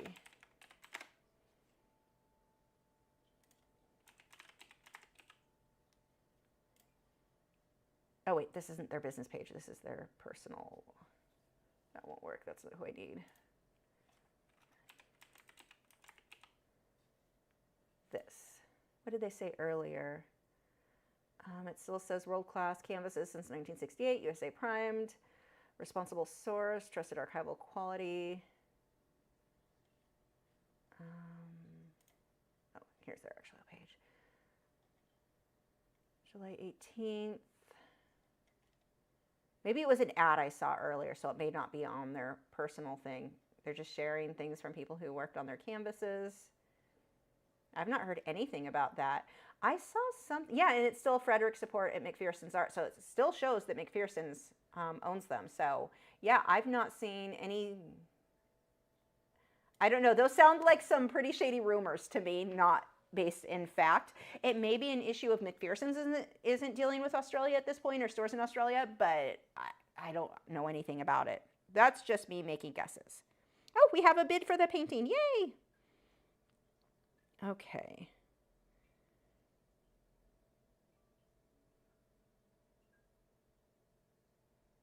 I keep pushing the wrong buttons. Pay attention. Stop it. There we go. Teresa said, is Inktense MeTense similar to Clairefontaine Pastel Matte? I don't know. I'm not, did I use Pastel Matte at all? Hold on. Let me see. Didn't I use it once or twice for roses, I think? And in which case, no, it's way more rough. Do I have it in here? Actually, it was one of my viewers sent it to me, which was super kind. Okay, there's my actual pastel. Charcoal paper. Gosh, I've got a lot of stuff in here. Crappy UArt, which is absolute crap. Don't buy it. Stonehenge. I may not have it in here. I mean, I think I do. I just can't find it, and I'm going to have to give up at some point. Yeah, I'm pretty sure I do have it, because I always say I can't compare because I don't know. But it's not the same. Like, if I'm thinking correctly, it's way, the Inktense MeTense is way softer, way smoother. So, very different. If I'm remembering correctly, Pastel Matte was like really thick. Had a lot of tooth, but it was also easy to get detail on. If I'm remembering correctly, I could be wrong. Veek said, I just figured out that to do big pieces, I need a projector. Do you have any updated videos on finding the best bang for your buck? I don't, and because they're just too expensive. I need to contact a company and see if they want me to like review them, but I just can't afford to drop $550 for a review when I already have one that works. The problem is the one I have, they don't sell anymore. And somebody told me, we looked it up on a live stream a few months back, that the company I got mine from, they sold to somebody else, and that's why the quality went down. So I don't know. If I were to recommend one, if I were to go and buy one for myself, I would probably still go with that same company, the Artograph. I want to say it's like $550. Blick has it. Return it if it doesn't work, if it's terrible. But I unfortunately am not going to be much help. But really, any projector, as long as you can put a still image on it, so whether from your phone or I do it from a USB drive, as long as you can put a static still image, any projector should work for you.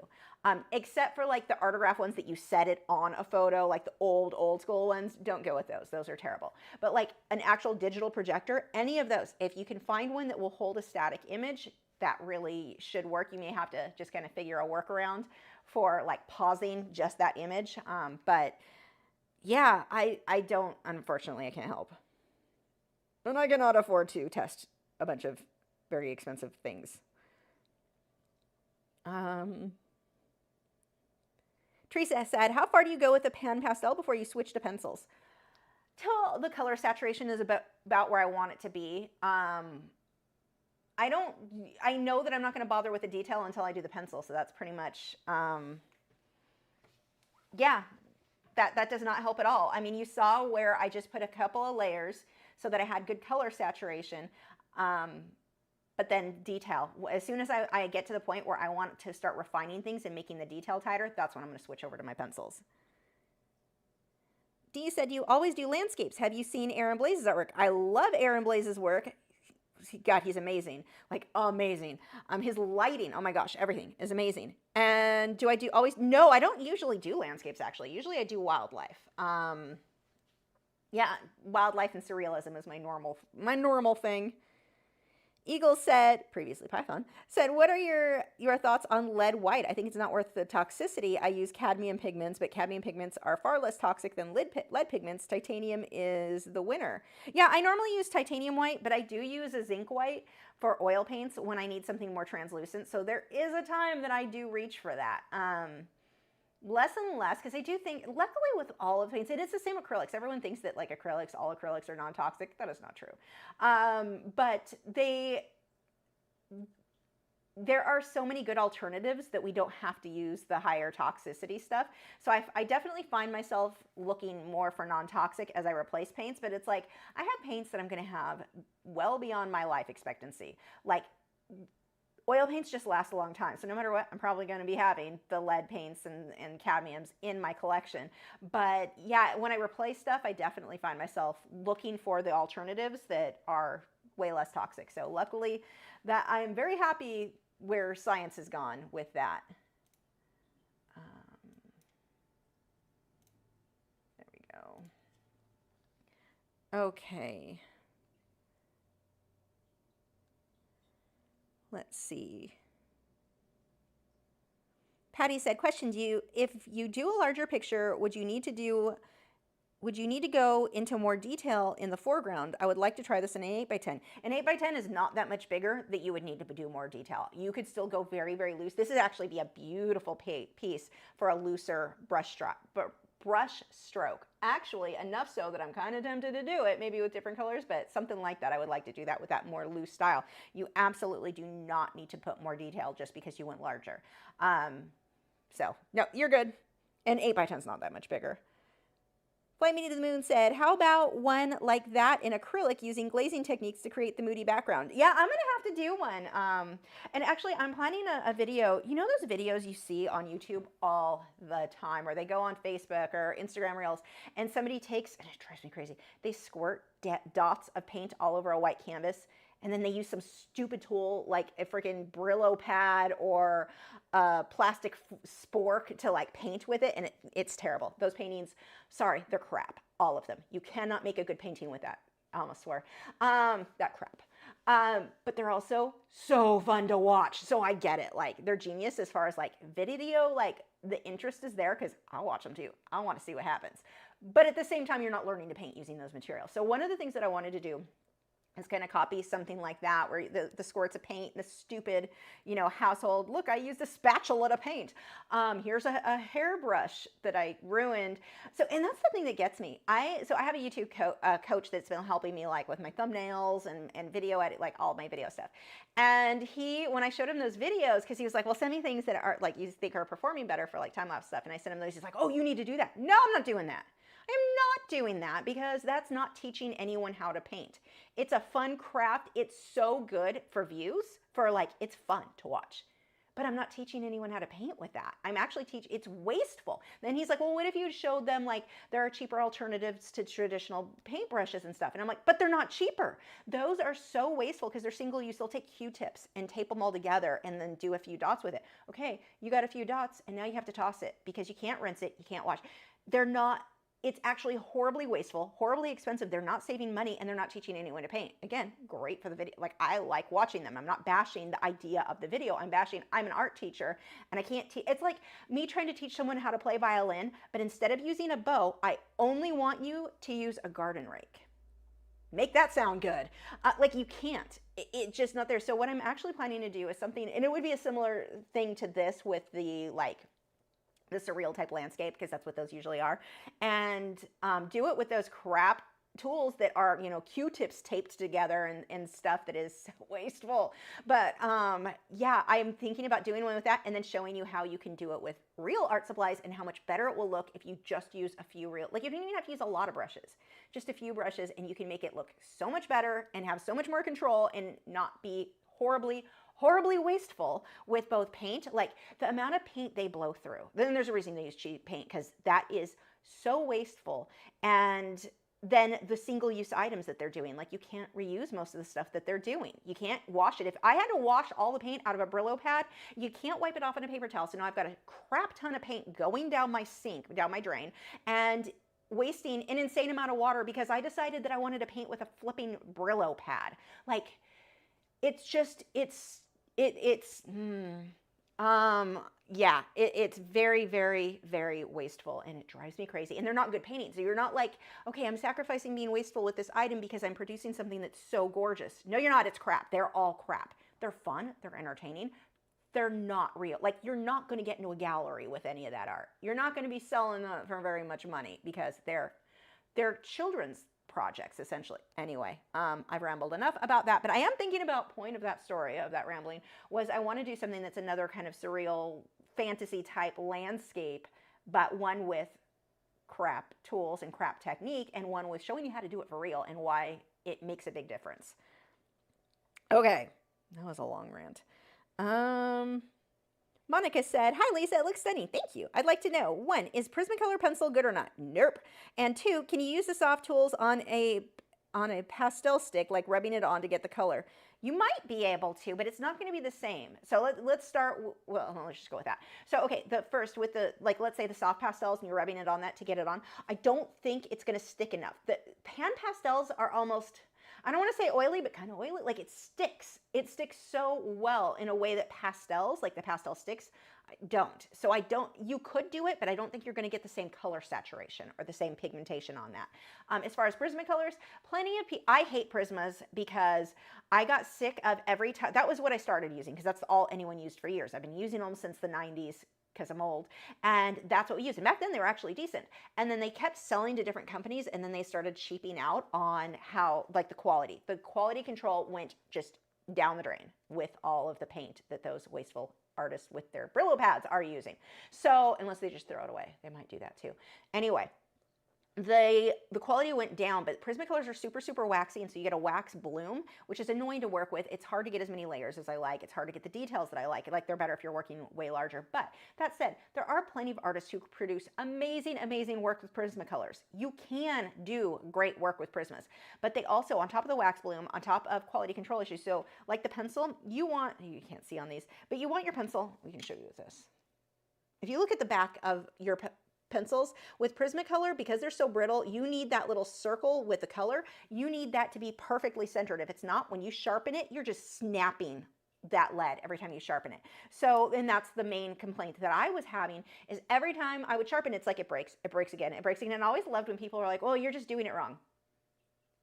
I'm sharpening a pencil wrong, because it's weird. None of my other colored pencils have an issue with how I sharpen my pencil. Well, that's just Prismacolor. Okay, well, it's a waste of my money because I was blowing through an entire pencil trying to get it sharpened because it was broken all the way through. Well, you can do tricks and you can put it in the oven to melt the. I don't want to do tricks. I don't want to jump through hoops for my pencils to do what a pencil should do. No other brand that I work with has that issue. So, and the other thing is, like, half of them aren't even light fast. I don't know the actual numbers, statistics. I don't know what colors they currently have out, but like a lot of them are not light fast. So you're not really saving money. You're actually wasting a lot of money on Prismacolors. Initially, you're like, oh, I can get 800 pencils because they're cheap. Not really that many, but let's say, 150 pencils for X amount of money. And it costs so much more to get the polychromos or the Derwent Light Fast or all of it. Yeah, it does initially, but those pencils last so much longer because you're not wasting them constantly sharpening a breaking pencil. I'm going to get somebody always, mine don't break. Great, you're lucky. I, as a professional artist, I have a much larger sample size of pencils that I have used in my lifetime than most ever will. And that's where people are like, mine don't do that. Okay, you got a lucky batch. Sometimes a batch isn't crap quality control. But most of the times, like when I said you needed your centers, your lead to be centered, they were dang near boats. Like the pencils are curved, they're cracked. The wood that they're using, they started making them in Mexico, and it just went downhill from there. But that's pretty much like when we saw it. Like quality control was no longer a thing for them anymore. But the leads were never centered at all. Like they were so far off. Occasionally you'll get a batch that are centered, and it's like in that case they're not going to be as prone to breaking. You're lucky. But let's say in the where it was being shipped, like at some point when it was shipped to you, FedEx dropped the box. Well, you just broke, like your pencils are broken probably inside that quite a bit. So that's going to be part of it too. How it was handled during shipping. Did an employee drop the pencil? Did someone sneeze that day? That could have caused them all to break. You never know. But they're very dramatic, but not unlike myself right now. But so they are, I won't waste my money on them. I stopped buying them years ago. There's so many better alternatives. But can you produce beautiful work with Prismacolors? Without a doubt. There are artists who swear they're still the best. That's all they'll use, and that is fine. So you can do it. I just don't like them.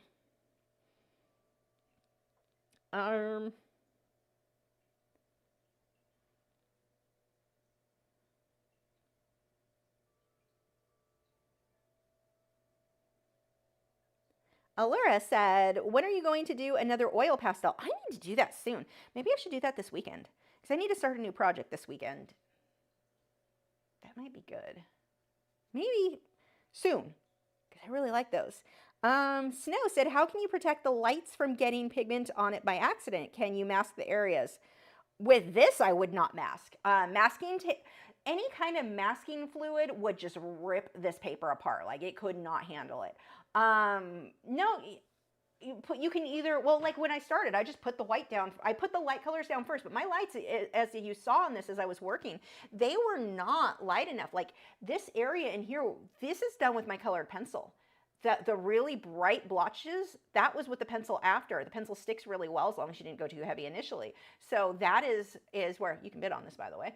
Link is in the video description if you're in the US. Anyway, that is with the pencil. You just layer it. You don't have to have your brightest brights with the pan pastels anyway first. But now, let's say going back to just colored pencil, like the question we had earlier, I put white down first. I don't let's say I'm working on something on a hot press watercolor paper, you could put masking fluid down, but when you're working around it, that pencil's gonna keep jamming into the masking fluid, lifting it up. Plus, when you remove the masking fluid, if you, let's say colored pencil, because it's really long and it took you a week before you were ready to lift that masking fluid shouldn't stay on for more than an hour or two. You leave it on longer and it starts adhering and like bonding to that paper too much, and you're more likely to have it rip and be harder to get off. So I don't like to leave masking fluid on for very long at all.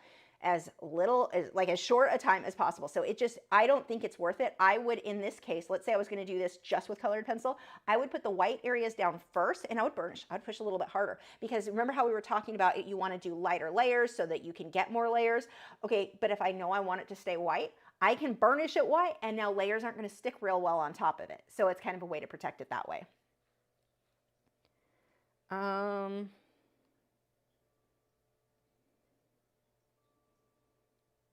guys have great questions tonight. Some of these are different than usual. I love it. Let's see. Do you ever roll the pastel paper for larger pieces for shipping, or will that possibly ruin the pastel work? You could. I don't. I ship everything matted, and I don't go long. Usually the pastels, I don't go bigger than an 8x10. Even a 16x20, I could still ship flat. I honestly don't know. I think you probably can. If I were to ship this rolled, I would put a piece of glassine over it and then roll it. So I think you could. You just have to be careful, because it would smudge so easily. Like when the person opens it up and it goes like this, like, oh, it's gonna smudge. But you probably could just explain to the person, like, open it carefully and, put the glassine, wrap it in that, and I think you'd be okay. I'm not positive though. I've not researched it. Those are all assumptions on my part. Mouse Potato said, do you still use brush and pencil fixative for art? Have you found better? Oh no, I love I love all of brush and pencil stuff, all the powder blender stuff. That's another thing I need to do a lesson, and I have not worked with that colored pencil and brush and pencil stuff in so long. The reason you see me do the pan pastels It's just faster. I can put that down so freaking quick, but I have more control with the brush and pencil stuff. Like, so I love brush and pencil and powder blender with just colored pencils. I definitely have more control with it, but I also burn through my pencils faster, of course, because, well, I tend to want to work bigger with that because you can, because it's faster, but it's not as fast as Pastels. And so for like a lesson on here, on a live stream, then that's where the Pastels are what I go for, just because it's faster. But if I want that tight, clean detail, oh my gosh, you can get pretty much the same look, but you've got more control and more things I feel like I can comfortably do with the brush and pencil stuff. So I still love it, and that is definitely something I need to do a lesson on again soon. Like, love those products. Mona Lisa said, hi Lisa, do you know where I can find a chart telling me the closest matches between Polychromos, Luminance, colored pencil? And also, if I have Procreate, do you need Art Rage for the Flamingo tutorial? You could do it with Procreate. I've never used that program, but you could just apply it to what you're doing. Like, you'll see where I'm just using one brush. Whatever airbrush tool they have, like, you would do that. Whatever blending tool they have with Procreate, you could do that, because I know that's a good program too. So you should be able to pretty easily figure out, like, okay, if I do this in Art Rage, this is how I do it in Procreate. But like the layering process and the way that I'm doing the lights and the darks and choosing my color, like, that's going to be very similar. You just have to figure out like where you would do it slightly different with Procreate. And then what was the other part of that question? Where was I? Do you know the chart with the closest matches between Polychromos, Luminance, and colored pencils? Like all of those. God, did Colored Pencil Magazine used to have that? Or was it, someone had a chart like that? Actually, it might have been Brush and Pencil. I think that was brushandpencil.com. Hold on. Let me see.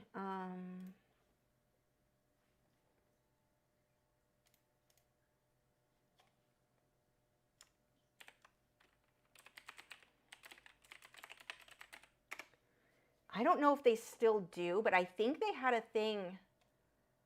Oh, their website's different though.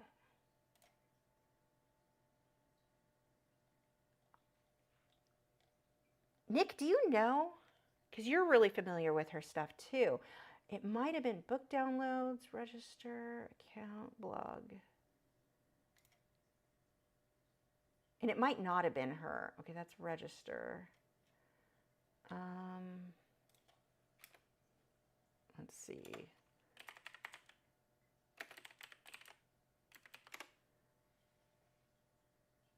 Because I think she used to teach, and I want to say it was hers.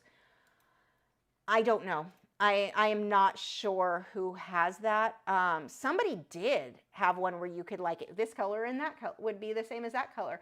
But let's go even more simple. Go use Photoshop or whatever photo editing tool, and you see the color. Like, if you downloaded this reference photo tonight and see where I've got the color swatches, I just make color swatches with an eyedropper tool on, and I've got videos showing how to do that. Just look up Lachri and color matching. And you can see on the color wheel, like, about what that color is that's on your reference photo, and then whatever brand you're using, pull out the closest color you've got to that. That's my way to go. Karen Hull, is she what she has it now too? Karen Hull was not the one I was thinking of, because I'm not as familiar with her stuff. I know she's amazing though, but I know there are people who have other stuff. So yeah, a few people might have it now. Let's see. Max said, hi Lisa, can you rework a varnished painting, acrylic painting? No, once it's varnished with acrylic, depends on the varnish you use. If you're using a type of varnish that you can remove, you could remove it and then rework it, but you can't rework it right over the varnish. If you're working like with me with a Liquitex base or Liquitex high gloss varnish, I don't think you can remove that. So in that case, just no is the answer. Make sure you're done before you varnish. Eagle said, oh, there's clickbait thumbnails where the lady put dots on canvas, blends with a paintbrush, then does a silhouette of a couple in a tree swinging with black paint. Yeah, there's some like that too. There's a lot of those. And I say, clickbait, yes, but doesn't it work? Because I want to see what happens. So it's like, I bash those paintings. I call them crap because they are crap. It's crap art. It's not, that stuff is going straight into the dumpster. Like, most people are not going to hang it for very long. If they do, it's someone putting it on their child's wall. Like, it's not fancy. Let's be realistic. But it's, the video itself is entertaining. Like, it's entertainment, not education. And I think that's a better way to word that. Yeah, Yeah, more people are saying Karen Hull. I see other ones that Karen Hull had the color chart. So check that out. Yeah, I think Aliona used to have it, Nick, because but she used to have like these courses, and I want to say she had it on her old website, but it's not on the, I don't see it on the new one. I could be wrong. Maybe it's a, what do they call it? But not butterfly effect. Shoot, what is it? I can't think. Anyway, oh, what is it when you think something was a logo, had a certain thing, and then you later find out it was never that way? Or what is that? Somebody think of the words that I cannot think of. Jen said, do you happen to have a video showing how you wrap your pastels and pastel drawings for shipping? No. I mean, I show how I mat them at the end of several of my live streams, but I don't show how I box them. Maybe I'll do that. Maybe I'll box one of them. Maybe I'll box this one next week. Well, if I don't get this one shipped. Next time I do it, I'll plan on bringing all the supplies in here and show you how I box things. It's actually kind of annoying, but it's a lot of work. But yeah, I could do a video showing you what it is, and we'll see how it is. Yeah, lots of people are suggesting Karen Hull, so I would look her up. She's an amazing artist. Let's see. Mouse Potato said, the brush and pencil website used to recommend the colored pencil picker app. Oh. There you go. Look up, see if you can find a colored pencil picker app. Let's see. Dina said, with colored pencils, I tend to have difficulty getting my darks dark enough. I'm good with my lights. Layer it a lot, and then, okay, so let's say black. If your black is not dark enough, a lot of times the black by itself will have kind of a dull look. Try mixing purple or a dark blue and red into or over the black and then the black again. It'll come out richer, but it may, like, I'm not sure what I'd have to see the work. If I could see it, I would have a better idea of like how to fix it. If you're one of our Patreon members, I need to do another art critique soon. Submit, if you're on Patreon, make sure to submit something where you're having a hard time with that, and then I can answer the question there. Or if you're in one of our art groups, that could help too, whether it be on MeWe or Facebook. If you post over there, some of us can look at it and give you an idea maybe of what's going on. The colored pencil picker app picked a pack of pencils. Oh, wow, that was hard to say. Eagle said, acrylic varnishes are permanent, I think. Some solvent-based varnishes are removable. And you can use an oil-based a solvent-based. You can use that over acrylic paintings too, like the, what is it? Gamvar, you can, is for oils, but you can also use it over acrylics. I don't know if that one's removable. It might be. Okay, Dina, you're on Patreon. So I'll make sure when I announce the next live stream, submit something where you felt your darks weren't dark enough, and I can see if we can figure out what it is.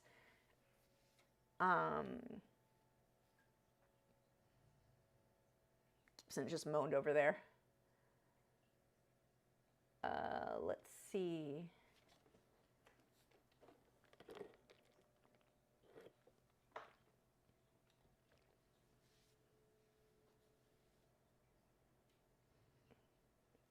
Got a few more minutes if you've got questions. Oh, we've got a little bit of a bidding war going for the landscape here. I'll show you again what that is looking like. We'll hold, there we go. Oops. There we go. So there is, again, tonight's project. Bidding is over at Lachri.com. The direct link is in the video description if you're in the US. Let's see. Nick said, how's Patreon going? Oh, was that a hint for me to advertise for it? Maybe? So for as little as $6 a month, you get access. If you were a member on Patreon, for as little as $6 a month, you get access to all of my longer tutorials. I don't know if this was actually a hint or if there's something I was supposed to be aware of that he was talking about. But you get access to all my longer tutorials. I've been uploading there for 10 years now. Since 2014, I started uploading about this. I think it was like October 2014. My first videos. So I've got a lot. There are over 400 available immediately when you sign up, $6 a month, and you get access for that $6 to every single video. I don't hold it back based on tier. We do have some of the higher tiers have bigger rewards, like mini prints and stuff that you get sent to you every month, which I have to work on. That is like tomorrow morning, I am getting caught up on Patreon. I still have to buy stamps, but I'm getting caught up. Like I'm a couple months behind on that, so I will be doing that in the morning. But anyway, for $6 a month, you get all of those videos. That is about the best value. Like I've not seen anyone have as good of a value because I've been doing it for so long. Plus, I've been teaching for a really long time too. So I'm not just some random person who's like, hey, I've been painting for 5 minutes. Let me teach you because somebody like I thought this would be a good way to make a living. And it may be. They may be good teachers, but I've got a lot of experience. I'm tooting my own horn here. But seriously, the horn has been in existence for a long time. So the lessons are really good. A lot of value there. A lot of different mediums. $6 a month. Patreon.com/Lachri. I'm not sure if that's what Nick wanted me to ramble about, but there we go. I did it anyway. Eagle said acrylic varnishes can be broken down with turpentine as well as solvent-based varnishes. Interesting. I don't know that I'd want to. I'd be afraid it would affect the painting underneath because sometimes if you like keep scrubbing acrylics, it can start to lift it depending on how much water you used. So I would be concerned with that.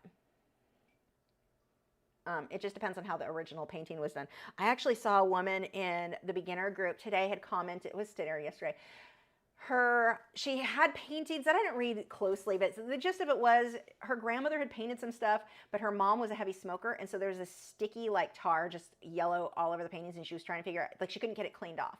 And so when she started getting it cleaned off, it was removing the paint, so she was like, well, should I just repaint over those? And I'm like, oh God, people have done that, and it ended up on, there was a place that used to post bad art, Regretsy actually, it really picked it up where someone found an old like famous painting of like Jesus or something in a church and decided she could fix it herself. She ruined like historic art. She ruined because she thought she could go to a specialist. Like I would not recommend trying to do it yourself. Like if you've got art you care about and you need to remove the varnish, I'm not experienced enough. I would never try it on my own art. Never. I would hire a professional for sure. That was kind of scary. Let's see. Flammy Moon said, well, I have painted over varnish paintings many times, sometimes with oils. What do you think is going to all of my paintings? Over time, that is probably not going to adhere super well, and it could be scraped or chipped off, would be my biggest concern, because it's not intended to be painted over. If no one's touching it, you might be fine. Don't scratch at it. Oh God, Kyle said, I found the old Stereo Child EP on my computer last week. That was a band I was in like forever ago, before I started with YouTube really. Well, I guess I was still in it at the beginning, but yeah, those are fun. Did I tell you, Kyle, fun story about the band and why that broke apart? Coke, did not know that. 2 of the members, one of the main singers was a huge Coke addict, like, and his brain is currently fried, like, fried. He posted, fried. I didn't even know that cocaine would do that to somebody, like that it would do permanent damage. Oh, but that's apparently what was going, like there were a lot of problems in the band and I didn't know why the guys were acting the way they were. Cause I'm like, I have never done drugs. I have never God, even prescription medication, I'm super paranoid about taking because I don't want to get addicted because I'm like that kind of person. I'm just, like drugs are bad, kids. So I didn't know that, like I had no idea that's what was going on. I knew they were drinking heavily, but I did not know, yeah, Coke. And when we went and played at the Christian Music Hall of Fame at their awards ceremony, and one of the guys was super sick, and we kept having to stop on the way home because he kept getting sick. Yeah, withdrawals. I had none of the other guys in the band told me because they knew I would bail. Yeah. Dicks. They should have told me because I could have bailed sooner because I was wasting my time with them. Anyway, that was a random rant. Let's see. Mashed Potato said, I recently used Golden's artist colors for airbrush and it seems like the paint will not dry. Did the shelf life expire possibly? I don't think that was, did you use a hairdryer for it? Because I know that Golden's, like when I airbrush with Golden's, I am more likely, like, okay, Comart, that stuff, I don't know if it's just so much alcohol in it or what, but it dries really quick. Createx dries super, super quick, but it's also so thick that it clogs my airbrush like crazy. Whereas the Golden stays wet longer, so I'm more likely to be sitting there airbrushing with this hand and, oops, hit my camera, and using the hairdryer with this hand to dry it because it does take longer. But like once it dries with the hairdryer, it's dry, but it does seem to have it doesn't have as much alcohol. I know like Comard, I want to say it was a lot of alcohol in it because I was getting headaches with it because I get headaches if I'm around like isopropyl alcohol. So I think that's when I looked it up. Was that what it was, that there was alcohol in it? I don't remember. It was forever ago that I looked into that. Now I'm probably spreading so much misinformation because I don't know. Look it up because I apparently am not trustworthy. But yeah, I have to hair dry it a lot more often because it's just like more water is in it, it feels like.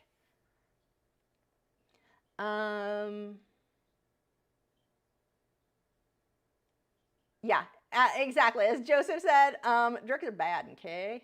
I can't say it right. I don't do drugs are bad, okay? I can't do it. I don't do impersonations. I can hear it, but I can't say it. It's not coming out right at all. I sound dumb. Okay.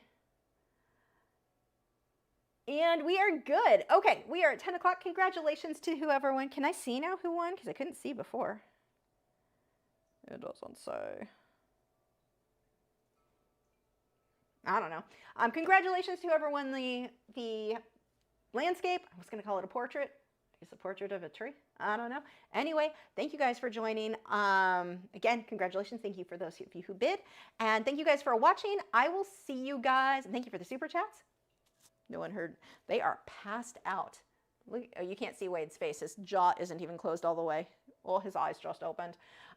Anyway, thank you guys so much. I'm going to now go play with my baby bird, and I will talk to you guys next week.